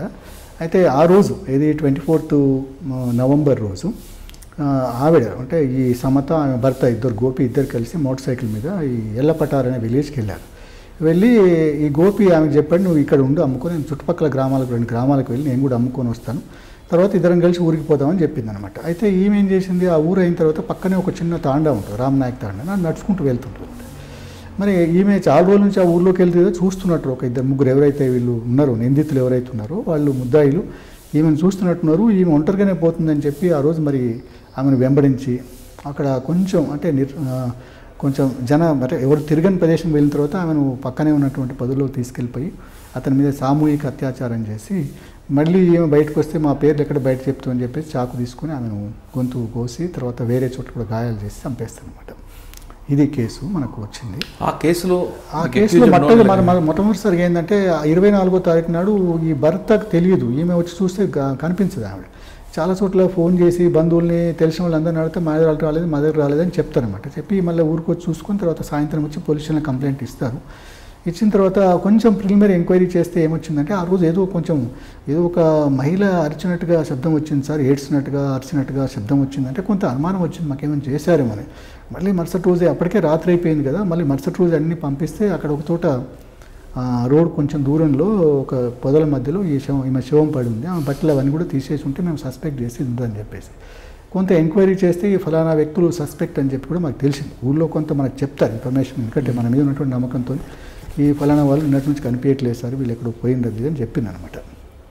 అట్లా దాని మీద ఇన్వెస్టిగేషన్ చేయడం జరిగింది. ఫస్ట్ ఉమెన్ మిస్సింగ్, తర్వాత మర్డరు, రేపు ఇట్లా చేసిన తర్వాత దాంట్లో కూడా మొదటి నుంచి అంటే ఈ కేసులో అంటే అది కూడా సెన్సేషనల్ కేసే కదా, మరి అట్లాంటి కేసులు కూడా మనం జాగ్రత్త కేసులో అప్పుడు రోడ్డు మీద జనం రావడం చాలా ఇష్యూ ఏంటి అది కదా కామన్. అదే ఒక్కోసారి అది మనం రిసెంట్మెంట్ అనేటువంటిది ఉంటుంది. మనం బికాస్ అవర్స్ ఇదే డెమోక్రటిక్ సొసైటీ. అన్యాయం జరిగినప్పుడు ప్రజలు వస్తారు రోడ్డు మీదకి, మనం వాళ్ళందరితో కూడా మర్యాదగా మాట్లాడి సంజాయించి చెప్పి వాళ్ళందరూ కూడా మరి కన్విన్స్ చేసి బాబు ఇప్పుడు జరిగిపోయిన దానికి మనం ఏం చేయలేం, కానీ మాదేం పాత్ర అయితే లేదు, మేము చేసేవారు చేస్తాము, మా పాత్ర మేము ఏదైతే పరిశోధన చేసి శిక్ష చేసే బాధ్యత మాది. అదే కాకుండా ఈ బేడా బుడగ సంఘం కమ్యూనిటీ వాళ్ళు వీళ్ళు షెడ్యూల్ కాస్ట్ దాంట్లోకి వస్తారు కాబట్టి ప్రభుత్వం నుంచి అందేటువంటి సహాయం అంతా కూడా మేము ఎప్పటికప్పుడు అందజేస్తామని చెప్పి అక్కడ ఉన్నటువంటి దళిత సంఘాలకు వీళ్ళందరూ కూడా అంటే నేను ఎక్కడికి వెళ్ళినా అన్ని ప్రజా సంఘాలతో సన్నిహితంగా ఉంటానండి. వాళ్ళు కూడా ఇప్పుడు ప్రజా సంఘాలు అంటే ప్రజల కోసం ఏర్పడేటువంటి సంఘాలు, అవి ఎవరు ప్రజల కోసం ఉన్నటువంటి సంఘాలు కాబట్టి ప్రజల హక్కుల కోసం వాళ్ళ కోసం పనిచేస్తాయి కాబట్టి వాళ్ళతో నేను ఎప్పుడు ఏమైనా వచ్చినా కానీ రిప్రజెంటేషన్కి వచ్చినా వాళ్ళతో మర్యాదగా మాట్లాడి ఒక కప్పు టీ ఆఫర్ చేసి వాళ్ళందరితో ఏ సమస్య ఉన్నా సానుకూలంగా వినేది కాబట్టి నా మీద వాళ్ళకి ఎక్కడ కూడా వ్యతిరేకత లేదు. వాళ్ళే కాదు ఏ వర్గం వాళ్ళు అటు దొరికాడండి అక్యూజ్ మేమంతా కూడా గ్రామాల్లో విచారిస్తే ఇదంతా తెలిసిందండి, ఫలానా వాళ్ళని తెలిసింది. మళ్ళీ వాళ్ళని తీసుకొచ్చి విచారిస్తే వాళ్ళే ఆ నేరం చేస్తున్నట్టు ఒప్పుకున్నారు. ఒప్పుకున్న తర్వాత మరి వాళ్ళని కనెక్ట్ చేయాలి కేసుకు, మళ్ళీ సాక్ష్యాధారాలు కూడా మళ్ళీ పకడ్బందీగా పెట్టాలి. ఎందుకంటే మరి ఇంత సంచలనాత్మకమైన కేసులో రేపు పొద్దున వీగిపోయి కోర్టులో శిక్ష పడకపోతే పోలీసుల మీద అపవాదం వచ్చే అవకాశం ఉంటుంది కాబట్టి మరి ఇట్లాంటి కేసులో మనం ప్రాపర్గా ఇన్వెస్టిగేషన్ చేయాలని చెప్పి ఎఫ్ఐఆర్ స్టేజ్ నుంచి జాగ్రత్తగా కేసును బిల్డప్ చేసుకుంటూ తర్వాత మరి సెక్షన్ మార్చుకోవడము, దాని తర్వాత ఇవన్నీ మరి పంచనామా చేయడము, పోస్ట్ మార్టము, దాని తర్వాత సాక్ష్యాధారాలు సేకరించడము, ఇవన్నీ కోర్టు ముందర మళ్ళీ మంచిగా జాగ్రత్తగా పెట్టడము. అది కాకుండా ఈ కేసులో మేము ఒకటే అనుకున్నామండి, వీలైనంత తొందరగా అంటే ఎంత తొందర వీలైతే తొందర కోర్టు ముందర శిక్ష పడేటట్టుగా చేయాలి. దానికి ఏం చేయాలి మరి వెంటనే గవర్నమెంట్కి ఒకటి రాస్తామన్నమాట, ఇట్లా ఉంది ఇది సెన్సేషనల్ కేసు, ఈ ప్రజల యొక్క చాలామంది ప్రజలు భయాందోళన వ్యక్తం చేస్తున్నారు కాబట్టి ఇలాంటి దాంట్లో మనం వెంటనే అంటే ఒక ఫాస్ట్ ట్రాక్ కోర్టు ఒకటి ఏర్పాటు చేస్తే స్పీడీ ట్రయల్ అంటే వెంటనే ట్రయల్ కంప్లీట్ చేసి శిక్ష కనుక వేస్తే ప్రజల్లో వ్యవస్థ మీద నమ్మకం ఏర్పడుతున్న ఉద్దేశంతో ప్రభుత్వాన్ని రాయడం జరిగింది. ప్రభుత్వం కూడా వెంటనే స్పందించి జీవో కూడా వేయడం జరిగింది. హైకోర్టు కూడా ఒక కోర్టును డిజిగ్నేట్ చేసి ట్రయల్ కండక్ట్ చేయమని చెప్తే మేము 20 రోజుల్లో కంప్లీట్గా ఇన్వెస్టిగేషన్ కంప్లీట్ చేసినాం. డే టు డే ఈ రోజు ఏం చేసినాం, రేపు ఏం కావాలి, ఎల్లుండి ఏం కావాలి, ఇట్లా డే టు డే ప్రతి దాన్ని కూడా రెడీగా పెట్టుకొని 20వ రోజు మేము ఛార్జ్షీట్ ఫైల్ చేసాం. 21వ రోజు వాళ్ళ నంబర్ తీసుకొని మళ్ళీ ఇమీడియట్గా నేను అదే ఆ కేసు సంబంధించిన నా క్లాస్ తీసుకొని చెప్పిన అనమాట. డే టు డే 31 రోజుల్లో మేము మొత్తం దానికి సంబంధించిన ట్రయల్ కూడా కంప్లీట్ చేయడం జరిగింది. అంటే అప్పుడే ఇంకొక సమస్య ఏమొచ్చిందంటే ఒకటి మధ్యప్రదేశ్లో ఒక కోర్టు కేసులో 26 రోజుల్లో శిక్ష వేస్తే సుప్రీంకోర్టు అది ఆ శిక్షను కొట్టేసింది అనమాట. కొట్టేసి మళ్ళీ కండక్ట్ చేయమన్నారు, ట్రయల్ కండక్ట్ చేయమని చెప్పింది అనమాట. అంతే అందులో ఒక మాట ఉంది, justice hurried is justice buried అని. కాబట్టి మనం ఏం చేయాలి ఇక్కడ, మనం ఇండియన్ జ్యుడిషియల్ సిస్టమ్ ఏముందంటే నిందితునికి అన్ని రకాలైన అవకాశాలు ఇవ్వాలి. అతను నేరం చేశాడు అని రుజువు చేసే ముందర అతనికి నేరం చేయలేదు అని చెప్పుకోవడానికి కావాల్సినటువంటి అన్ని అవకాశాలు ఇచ్చి అన్ని అవకాశాలు వినియోగించుకున్న తర్వాత ఒకవేళ ఆయన ఉపయోగించుకోకపోతే అప్పుడు నిజంగానే నేరం చేశాడు అనేటువంటి రుజువు అయితే మాత్రమే శిక్ష వేయాలని చెప్పి మన ఇండియన్ జ్యుడిషియల్ సిస్టమ్ చెప్తుంది. కాబట్టి దాని ప్రకారమే మేమంతా కూడా వాళ్ళకి ప్రాపర్గా అన్ని అవకాశాలు ఇచ్చి అడ్వకేట్ని అపాయింట్ చేసి వాళ్ళ డిఫెన్స్ ఎవిడెన్స్ కూడా తెచ్చుకొని కూడా 2-3 రోజులు కేసు వేయడం జరిగిందన్నమాట. ఇట్లా చేసిన తర్వాత అన్ని రకాల అవకాశాలు ఇచ్చి ప్రాపర్గా కూలంకుషంగా చూసిన తర్వాతనే ఆ కేసు 67వ రోజు ఆ కేసులో వాళ్ళకి ముగ్గురికి ముద్దాయిలకు డెత్ సెంటెన్స్ ఉరిశిక్ష డెత్ సెంటెన్స్ ఇవ్వడం జరిగిందండి. దాంతోపాటు ఉరిశిక్షతో పాటు జీవిత ఖైదు కూడా ఉంది. అంటే దీంట్లో ఉరిశిక్షనేమో హత్యా నేరానికి ఉరిశిక్ష వేశారు, ఏదైతే సామూహిక అత్యాచారం చేసిండ్రో దాంట్లోనేమో వాళ్ళకు జీవిత ఖైదు విధించిండ్రు. ఇంకా వేరే సెక్షన్ల కింద కూడా 302లో లైఫ్ వస్తుంది, డెత్ వస్తుంది, డెత్ సెంటెన్స్. 376Dలో ఏదైతే సామూహిక అత్యాచారం ఉందో దాంట్లోనేమో జీవిత ఖైదు వేస్తుంది. అట్లా అంటే 302 అన్నిటికీ కూడా లైఫ్ రాదు కదా? లేదు, అంటే 302లో rarest of the rare case అంటారు అనమాట దాన్ని. అంటే rarest of the rare case Nirbhaya case ఉంది. నిర్భయ కేసులో ఏం చేశారు, అసలు వాళ్ళు సామూహిక మానభంగం చేశారు, ఆమెను హత్య చేయడానికి ఆమెను ఎట్లా చాలా హింసలకు గురి చేశారు, బాధలకు గురి చేశారు. అట్లాంటి రేరెస్ట్ ఆఫ్ ద రేర్ కేసులో ఇది కూడా ఒకటి అన్నమాట. ఈ మీద సామూహిక అత్యాచారం చేశారు, ఆమెను మళ్ళీ వివిధ చోట్ల ఆమె శరీరం వివిధ చోట్ల గాయపరిచి ఆమెను అట్లా చేసి చంపారు. కాబట్టి దీన్ని కూడా rarest of the rare case కింద తీసుకొని అతనికి వాళ్ళకు ఉరిశిక్ష ఖాయం చేయడం జరిగింది. అచ్చా, ఉరిశిక్ష పడగానే మృతురాలి బంధువు వచ్చి మీకు ఏం చెప్పారు? ఏం లేదండి, he has expressed his gratitude. ఆ రోజు నేను పోస్ట్ మార్టం దగ్గరికి వెళ్ళినప్పుడు వీళ్ళందరూ బంధువులు నా దగ్గరికి వచ్చారు. వచ్చినప్పుడు చెప్పాను, చూడమ్మా ఇప్పుడు జరిగిన దానికి నేనేమీ చెప్పలేను, నేనేం చేయలేము, ప్రాణం తీసుకెళ్ళాను, కానీ ఒక్కటి మాత్రం నేను మీకు వాగ్దానం చేస్తాను, ఎవరైతే ఈ కేసుకు సంబంధం అని మనం అనుకుంటున్నామో వాళ్ళని వీలైన తొందరగా అరెస్ట్ చేసి ఛార్జ్షీట్ వేసి మీకు 2-3 నెలల లోపలే వాళ్ళకి శిక్షలు పడేటట్టు చేస్తాను. ఇవి కాకుండా ప్రభుత్వం నుంచి మీకు రావాల్సినటువంటి అన్ని రకాల సహాయాలు అందజేస్తానని చెప్పాను. దాంతో వాళ్ళందరూ కూడా సాటిస్ఫై అయ్యారు.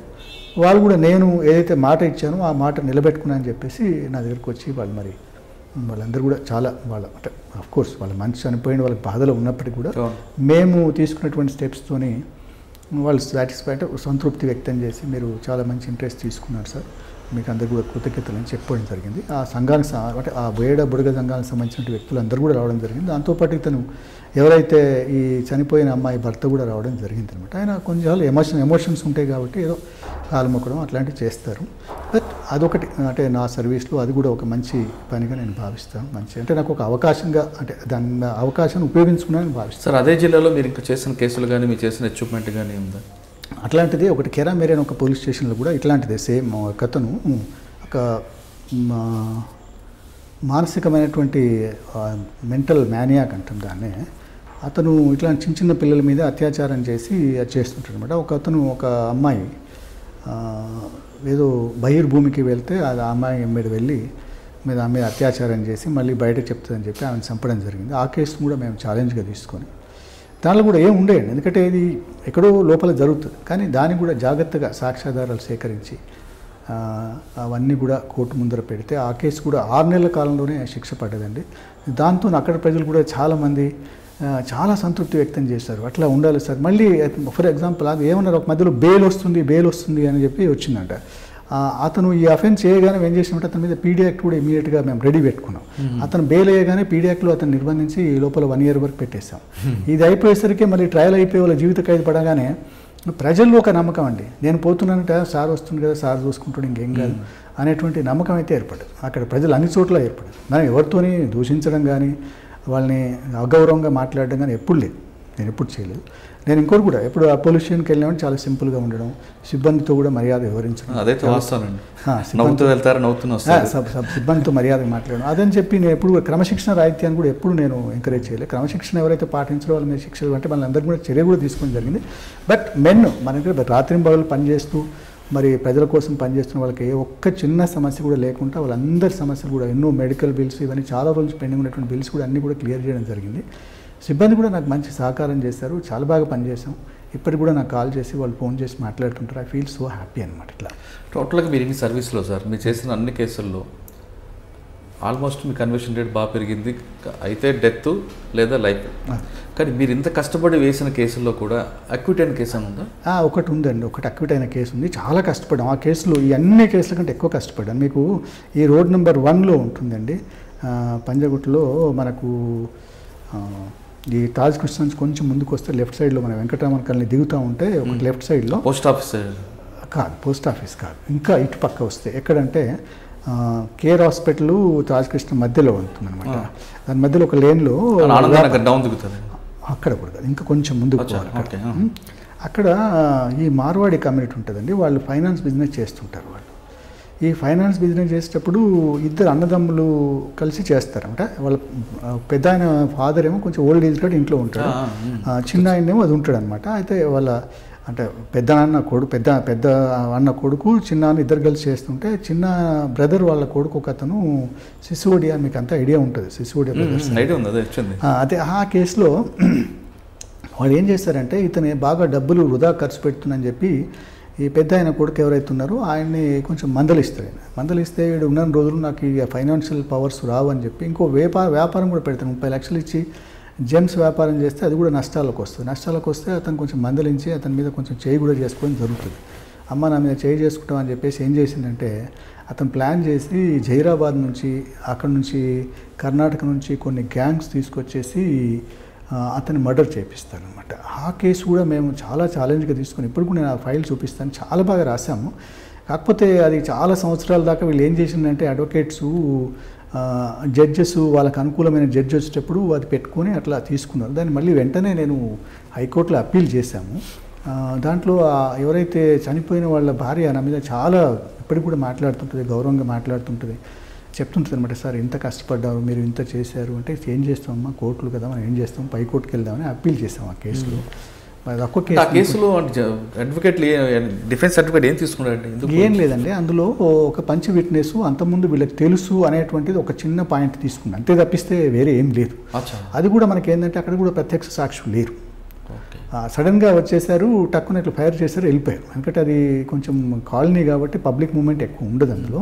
అయినప్పుడు కూడా మనం ఆ ఫైర్ ఆర్మ్స్ ఇవన్నీ కూడా ఎగ్జామిన్ చేయించాము, వాళ్ళు ఏ లాడ్జ్లో ఉన్నారు ఇవన్నీ ఎవిడెన్స్ పెట్టుకున్నాము, కాల్ డేటా రికార్డ్స్ ఇవన్నీ కూడా పెట్టుకున్నాము, వేరే సాక్ష్యాలు కూడా ఉన్నాయి, అవి పరిగణలోకి తీసుకునేది ఉండే కానీ తీసుకోలేదు. కాబట్టి ఇక మేము దాన్ని మళ్ళీ హైకోర్టులో అప్పీల్ చేస్తాం. ఆ కేసు కొంత నాకు నిరాశ కలిగించింది అంటే ఉంది. అది ఎందుకంటే సరే నేను ప్రయత్నం చేశాను, నేను చాలా కష్టపడామండి. ఒక వారం రోజులు అసలు పోలీస్ స్టేషన్లో నేను అంత పెద్ద పోలీస్ స్టేషన్ విడిచిపెట్టేసి ఎక్కడెక్కడో బట్టలు లేకుండా ఇవి అంటే ఏం మార్చుకోకుండా, బట్టలు మార్చుకోకుండా ఎక్కడెక్కడో తిరిగి ఫైర్ ఆర్మ్స్తో సహా పట్టుకొని వచ్చాను అనమాట. అది కొంచెం మంచి అంటే అడ్వెంచరస్ కేసే. అంటే ఒక వ్యక్తి ఫైర్ ఆర్మ్ లోడ్ చేసుకున్న వ్యక్తిని పట్టుకోవడం ఇదంతా కూడా కొంత కష్టంతో కూడుకున్న పని. టాస్క్ ఫోర్స్ మేము అందరం కలిసి కోఆర్డినేటెడ్ ఎఫెక్ట్తో పట్టుకున్నాము. అది పట్టుకోవడం వరకు చాలా సాటిస్ఫాక్షన్ ఉండే. ఇది కేసు కోర్టు ముందరకు వేయకపోవడమే కొంత నిరాశం కలిగించింది. దాని వెంటనే హైకోర్టులో అప్పీల్ చేయించాం. సార్ మీరు ఆసిఫాబాద్ జిల్లాలో రిటైర్ అయిన తర్వాత ప్రభుత్వం మీ సర్వీస్ని ఎందుకు పొడిగించింది అంటారు? అంటే కేసుల మీద ఫోకస్ చేయమన్నా, లేదంటే జ్యుడిషియరీకి ప్లస్ పోలీస్కి మధ్యన గ్యాప్ ఉంది, ఆ గ్యాప్ని కవర్ చేయడం? కాదు. అప్పుడు ఏంటంటే మనకి ఇప్పుడు ఒకటి కమాండ్ కంట్రోల్ సెంటర్ అని ఒకటి వస్తుంది మనకి. ఇప్పుడు కమాండ్ కంట్రోల్ సెంటర్లో ఒకటి ఇన్వెస్టిగేషన్ సపోర్ట్ సెంటర్ అని ఒకటి వస్తుంది. అంటే అక్కడ ఇన్వెస్టిగేషన్ సపోర్ట్ సెంటర్ ఉండి ఫర్ ఎగ్జాంపుల్ ఒక పోలీస్ స్టేషన్లో ఒక కేసు అవుతుందండి, కొత్త అధికారి వస్తాడు, ఆయనకు ఆ కేసు ఎట్లా ఇన్వెస్టిగేషన్ చేయాలో తెలియదు అనమాట. అయితే అప్పుడు ఏం చేస్తాడు, అతను ఇన్వెస్టిగేషన్ సపోర్ట్ సెంటర్కి ఫోన్ చేసి సార్ ఇట్లా కంప్లైంట్ వచ్చింది, దీన్ని ఎట్లా ఇన్వెస్టిగేషన్ చేయాలని మమ్మల్ని అడుగుతాడు. అడిగితే దానికి సంబంధించిన కంప్లైంట్ తీసుకొని చూసి ఈ ఫలానా ఎవిడెన్స్ మీరు అంతా కూడా కలెక్ట్ చేయాలని చెప్తాం. ఇంకా వేరే ఏమైనా సలహాలు సూచనలు కావాలంటే కూడా దానికి మేము చెప్పడానికి మేము కొంతమంది టీం ఎవరైతే ఇన్వెస్టిగేషన్ మీద మంచి పట్టున్న వాళ్ళు ఉన్నారో అట్లాంటి వాళ్ళతో ఒక టీం ఉన్నాడు, ఒక లీగల్ అడ్వైజరు, ఒక 2-3 పోలీస్ ఆఫీసర్స్, ఇదందరూ కూడా రౌండ్ ది క్లాక్ 24 hours 24/7 ఒకటి కాల్ సెంటర్ లాంటిది ఒకటి పెట్టి దానిలో పనిచేయాలనే ఉద్దేశంతో తీసుకోవడం జరిగిందండి. అయితే ఈలోగా మనకేంటంటే అది కొంత డిలే కావడం, ఏది కమాండ్ కంట్రోల్ సెంటర్ డిలే కావడము, దాంతో ఇప్పుడు నడుస్తుంది ఇన్వెస్టిగేషన్ సపోర్ట్ సెంటర్ కానీ ఓన్లీ హైదరాబాద్ వరకే పరిమితమైంది. ఈ మధ్యలో ఈ దిశ ఒక కేసు ఉంది కాబట్టి అది చూడమని చెప్పారు. ఇది అయిన తర్వాత నేను మళ్ళీ ఇన్వెస్టిగేషన్ సపోర్ట్ సెంటర్కే వెళ్తాను. అక్కడనే ఉండి రాష్ట్రంలో ఎవరికి ఎలాంటి సలహా కావాలన్నా, ఎలాంటి కేసు ఇన్వెస్టిగేషన్లో ఏ సలహా కావాలన్నా ఇస్తానండి. దానివల్ల ఏంటంటే నా సర్వీసెస్, నా ఎక్స్పీరియన్సెస్, నా ఎక్స్పర్టైజ్ నాలెడ్జ్ మొత్తం రాష్ట్రానికి మొత్తానికి ఉపయోగపడుతుందని నేను భావిస్తాను. దానికోసమే నేను 2 సంవత్సరాలు సర్వీస్ ఎక్స్టెండ్ చేశాను. అట్లా సార్ నేను ఫైనల్గా 2 క్వశ్చన్స్ అండి. ఒకటి, ఛార్జ్ షీట్ వేయడంలో నెంబర్ 1 అనే పేరు తెచ్చుకొని మల్లారెడ్డి గారు ఓటుకు నోటు కేసులో ఛార్జ్ షీట్ వేశారు. ఆ కేసులో ఖచ్చితంగా శిక్ష పడుతుందని ఎక్స్పెక్ట్ చేయొచ్చు? అది నేనేం చెప్పలేదండి, కోర్టు పరిధిలో ఉన్న విషయాలు నేను మాట్లాడడం కూడా బాగుండదు. నా ప్రయత్నం నేను చేయడం అంతే తప్పిస్తే ఈ శిక్ష పడుతుందా లేదా అనేటువంటిది కోర్టు శిక్ష పడుతుందా అనేది కోర్టుకు వస్తుంది, కోర్టు విషయం. అంతేగాని మనము ఎక్స్పెక్టేషన్ ఉంటుంది కదా, ఉంటుంది కానీ మనం అవన్నీ దాని గురించి మాట్లాడకపోవడం మంచిది. ఎందుకు ఆ కేసు? సార్ ఇంకో సెకండ్ క్వశ్చన్, ప్రతి ఐఓ ఇన్వెస్టిగేషన్ ఎలా చేయాలి, కన్వర్షన్ రేట్ పెంచాలంటే బేసిక్ పాయింట్స్ ఏం చేయాలండి? నెక్స్ట్ వచ్చిన ఇప్పుడు ఆఫీసర్లు కానీ, ఇప్పుడున్న ఆఫీసర్లు కానీ, లేదా కొత్తగా వస్తున్న పోలీస్ ఆఫీసర్లు కానీ ఒకటేనండి, మనము అంకిత భావంతో పనిచేయాలండి. ఇప్పుడు ఈ దేశం ఉందండి, నేను కొన్ని పుస్తకాలు చదివేటప్పుడు ఈ భగత్ సింగ్, రాజ్గురు, సుఖ్దేవ్ సంబంధించినప్పుడు పుస్తకాన్ని చదివిన తర్వాత భగత్ సింగ్కు ఉరిశిక్ష ఖాయమైన తర్వాత ఇంకా ఉరేస్తారు. ఆయన ఉరి వేసే ముందర వీళ్ళు అడుగుతారు, ఎవరు అక్కడ ఉన్న మ్యాజిస్ట్రేటు, జైలరు, డాక్టర్ అంటే వాళ్ళు అడుగుతారు, డూ హ్యావ్ ఎనీ డిజైర్, ఆయన చివరిగా ఏమైనా కోరికలు ఉన్నాయని అడుగుతాడు అనమాట. అడిగితే ఆయన ఒక మాట చెప్తాడు, మాకు ఎలాంటి వ్యక్తిగతమైన కోరికలు మాకేం లేవండి, మా కోరిక ఏంటంటే ఈ దేశము బ్రిటిష్ సామ్రాజ్యవాదం నుంచి విడిపోయి ఒక స్వేచ్ఛాయుత స్వాతంత్ర భారతదేశంగా కావాలనేది మా కోరిక. మా ఈ బలిదానం అంటే మేము చనిపోవడానికి మేము ఏ రోజు కూడా బాధపడతలేము. మేము ఏదైతే ఈరోజు మా ఉరిశిక్ష ఏదైతే జరుగుతుందో దానివల్ల మా బలిదానాలు ఈ దేశంలో ఉన్నటువంటి యువత అందరికీ కూడా ఒక స్ఫూర్తిని తీసుకొచ్చి వాళ్ళందరూ కూడా స్వాతంత్రోద్యమంలో పాల్గొని ఈ దేశాన్ని బ్రిటిష్ సామ్రాజ్యవాదం నుంచి విముక్తి చేస్తారు అని చెప్తారనమాట. అంటే ఒక వ్యక్తి చనిపోతూ కూడా అంత అంకితభావంతో మాట్లాడినప్పుడు మనము స్వేచ్ఛాయుత భారతదేశంలో ఉంటూ ఒక అవకాశం వచ్చినప్పుడు మనం ఈ దేశానికి, ప్రజలకు నిస్వార్థంగా సేవ చేసినప్పుడు ఈ దేశం అభివృద్ధి చెందుతుంది. శాంతి భద్రతలు ఉన్నప్పుడే కదా మనం ఎక్కడైనా అభివృద్ధి చెందుతుంది. శాంతి భద్రతలు లేనప్పుడు ఇప్పుడు మనం కొన్ని సమాజాలు చూస్తాం, వెస్ట్ ఏషియా చూస్తామండి, సిరియా అట్లాంటి దేశాల్లో శాంతి భద్రతలు లేనప్పుడు, ప్రజల జీవనమే సరిగా లేనప్పుడు వాడు ఎక్కడ అభివృద్ధి చెందలేడు. కాబట్టి సమాజం బాగుపడాలా, సమాజం అభివృద్ధి చెందాలంటే శాంతి భద్రతలు సవ్యంగా ఉండాలి. ఎవరైతే నేరం చేస్తారో అలాంటి నేరం చేసిన వ్యక్తులకు శిక్ష పడ్డప్పుడు మళ్ళీ ఇంకొక వ్యక్తి నేరం చేయడు. కాబట్టి పోలీసులు ఇది ఒక పవిత్ర కర్తవ్యంగా భావించి, ఇది ఒక అవకాశంగా భావించి, జీవితంలో ఇది ఒక అవకాశంగా భావించి వచ్చినటువంటి ఉద్యోగాన్ని మరి ప్రజల కోసం నిస్వార్థంగా పనిచేసి కేసులను మంచిగా అంటే సరియైన పద్ధతిలో ఇన్వెస్టిగేషన్ చేసి నేరం చేసినటువంటి వ్యక్తులు కనుక శిక్ష పడితే సమాజంలో భద్రత వచ్చి సమాజంలో వ్యవస్థ మీద నమ్మకం ఏర్పడి సమాజం పురోభివృద్ధి చెందే అవకాశం ఉంటుంది. కాబట్టి నేను ఇప్పుడు వచ్చినటువంటి అధికారులందరూ కూడా దయచేసి మీకు వచ్చినటువంటి అవకాశాన్ని స్వార్థాన్ని వినియోగించకుండా నిస్వార్థంగా పనిచేసి సమాజ సేవ కోసం కృషి చేయమని చెప్పి నేను అందరూ కూడా కోరుతానండి. ఓకే, పోలీస్ డిపార్ట్మెంట్ రండి, వచ్చిన వాళ్ళు అంకిత భావంతో పనిచేయండి. నేరం చేసిన వ్యక్తికి శిక్ష పడేలా చేస్తే నేరం చేయాలంటేనే భయపడతాడు. ముఖ్యంగా తెలంగాణ రాష్ట్రంలో నేరం చేయాలంటే భయం పుట్టేలా ఇన్వెస్టిగేషన్ పార్ట్ చేయండి అంటున్నారు మల్లారెడ్డి గారు. మల్లారెడ్డి గారు పోలీస్ డిపార్ట్మెంట్కి వచ్చారు కానీ లా చదవలేదు. కానీ ఆయనకి లాలో ఉన్న పాయింట్లని తెలుసుకుంటూ అతను ఇన్వెస్టిగేషన్లో ఉన్న ఎక్స్పీరియన్స్ను జోడించి మంచి ఇన్వెస్టిగేషన్ చేయడం, క్వాలిటీ ఇన్వెస్టిగేషన్ చేయడంలో ఆయన పేరు సంపాదించారు. ప్రతి ఒక్కరు కూడా పోలీస్ డిపార్ట్మెంట్లో తెలంగాణ రాష్ట్రంలో వచ్చిన ప్రతి ఆఫీసర్ కూడా ఆయన రోల్ మోడల్గా తీసుకొని ఇన్వెస్టిగేషన్ పార్ట్ చేస్తే ఖచ్చితంగా నిందితుడికి శిక్ష పడేలా ఉంటుంది, నేరం చేయాలంటే భయపడేలా ఉంటుంది. దాంతో ప్రజల్లో కూడా పోలీసుల మీద నమ్మకం మరింత పెరిగేలా ఉంటుంది అంటారు మల్లారెడ్డి గారు. ఇది ఈ వారం మల్లారెడ్డి గారితో ఎక్స్క్లూజివ్ ఇంటర్వ్యూ. వచ్చే వారం మరో కేసుతో మళ్ళీ కలుద్దాం. అంతవరకు నమస్కారం. నా పేరు ఎం మల్లారెడ్డి అండి. నేను ఎస్పీగా డిపార్ట్మెంట్లోంచి రిటైర్ అయిన తర్వాత ప్రస్తుతం ఓఎస్డీగా పనిచేస్తున్నాను.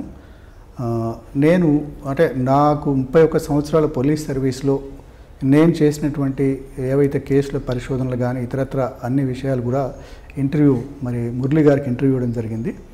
దయచేసి ఇంటర్వ్యూ అందరూ కూడా చూడాల్సిందిగా మీ అందరు కూడా మనవి చేస్తున్నాను. తప్పకుండా మీ అందరికీ ఇది కొంతవరకు స్ఫూర్తిని నింపి మంచి పని చేయడానికి మీకు ఇది స్ఫూర్తినిస్తుందని చెప్పి నేను భావిస్తున్నాను. దయచేసి మీరు అందరూ కూడా ఇంటర్వ్యూ చూడాల్సిందిగా మీ అందరు కూడా సవినయంగా విజ్ఞప్తి చేస్తున్నానండి. Thank you very much.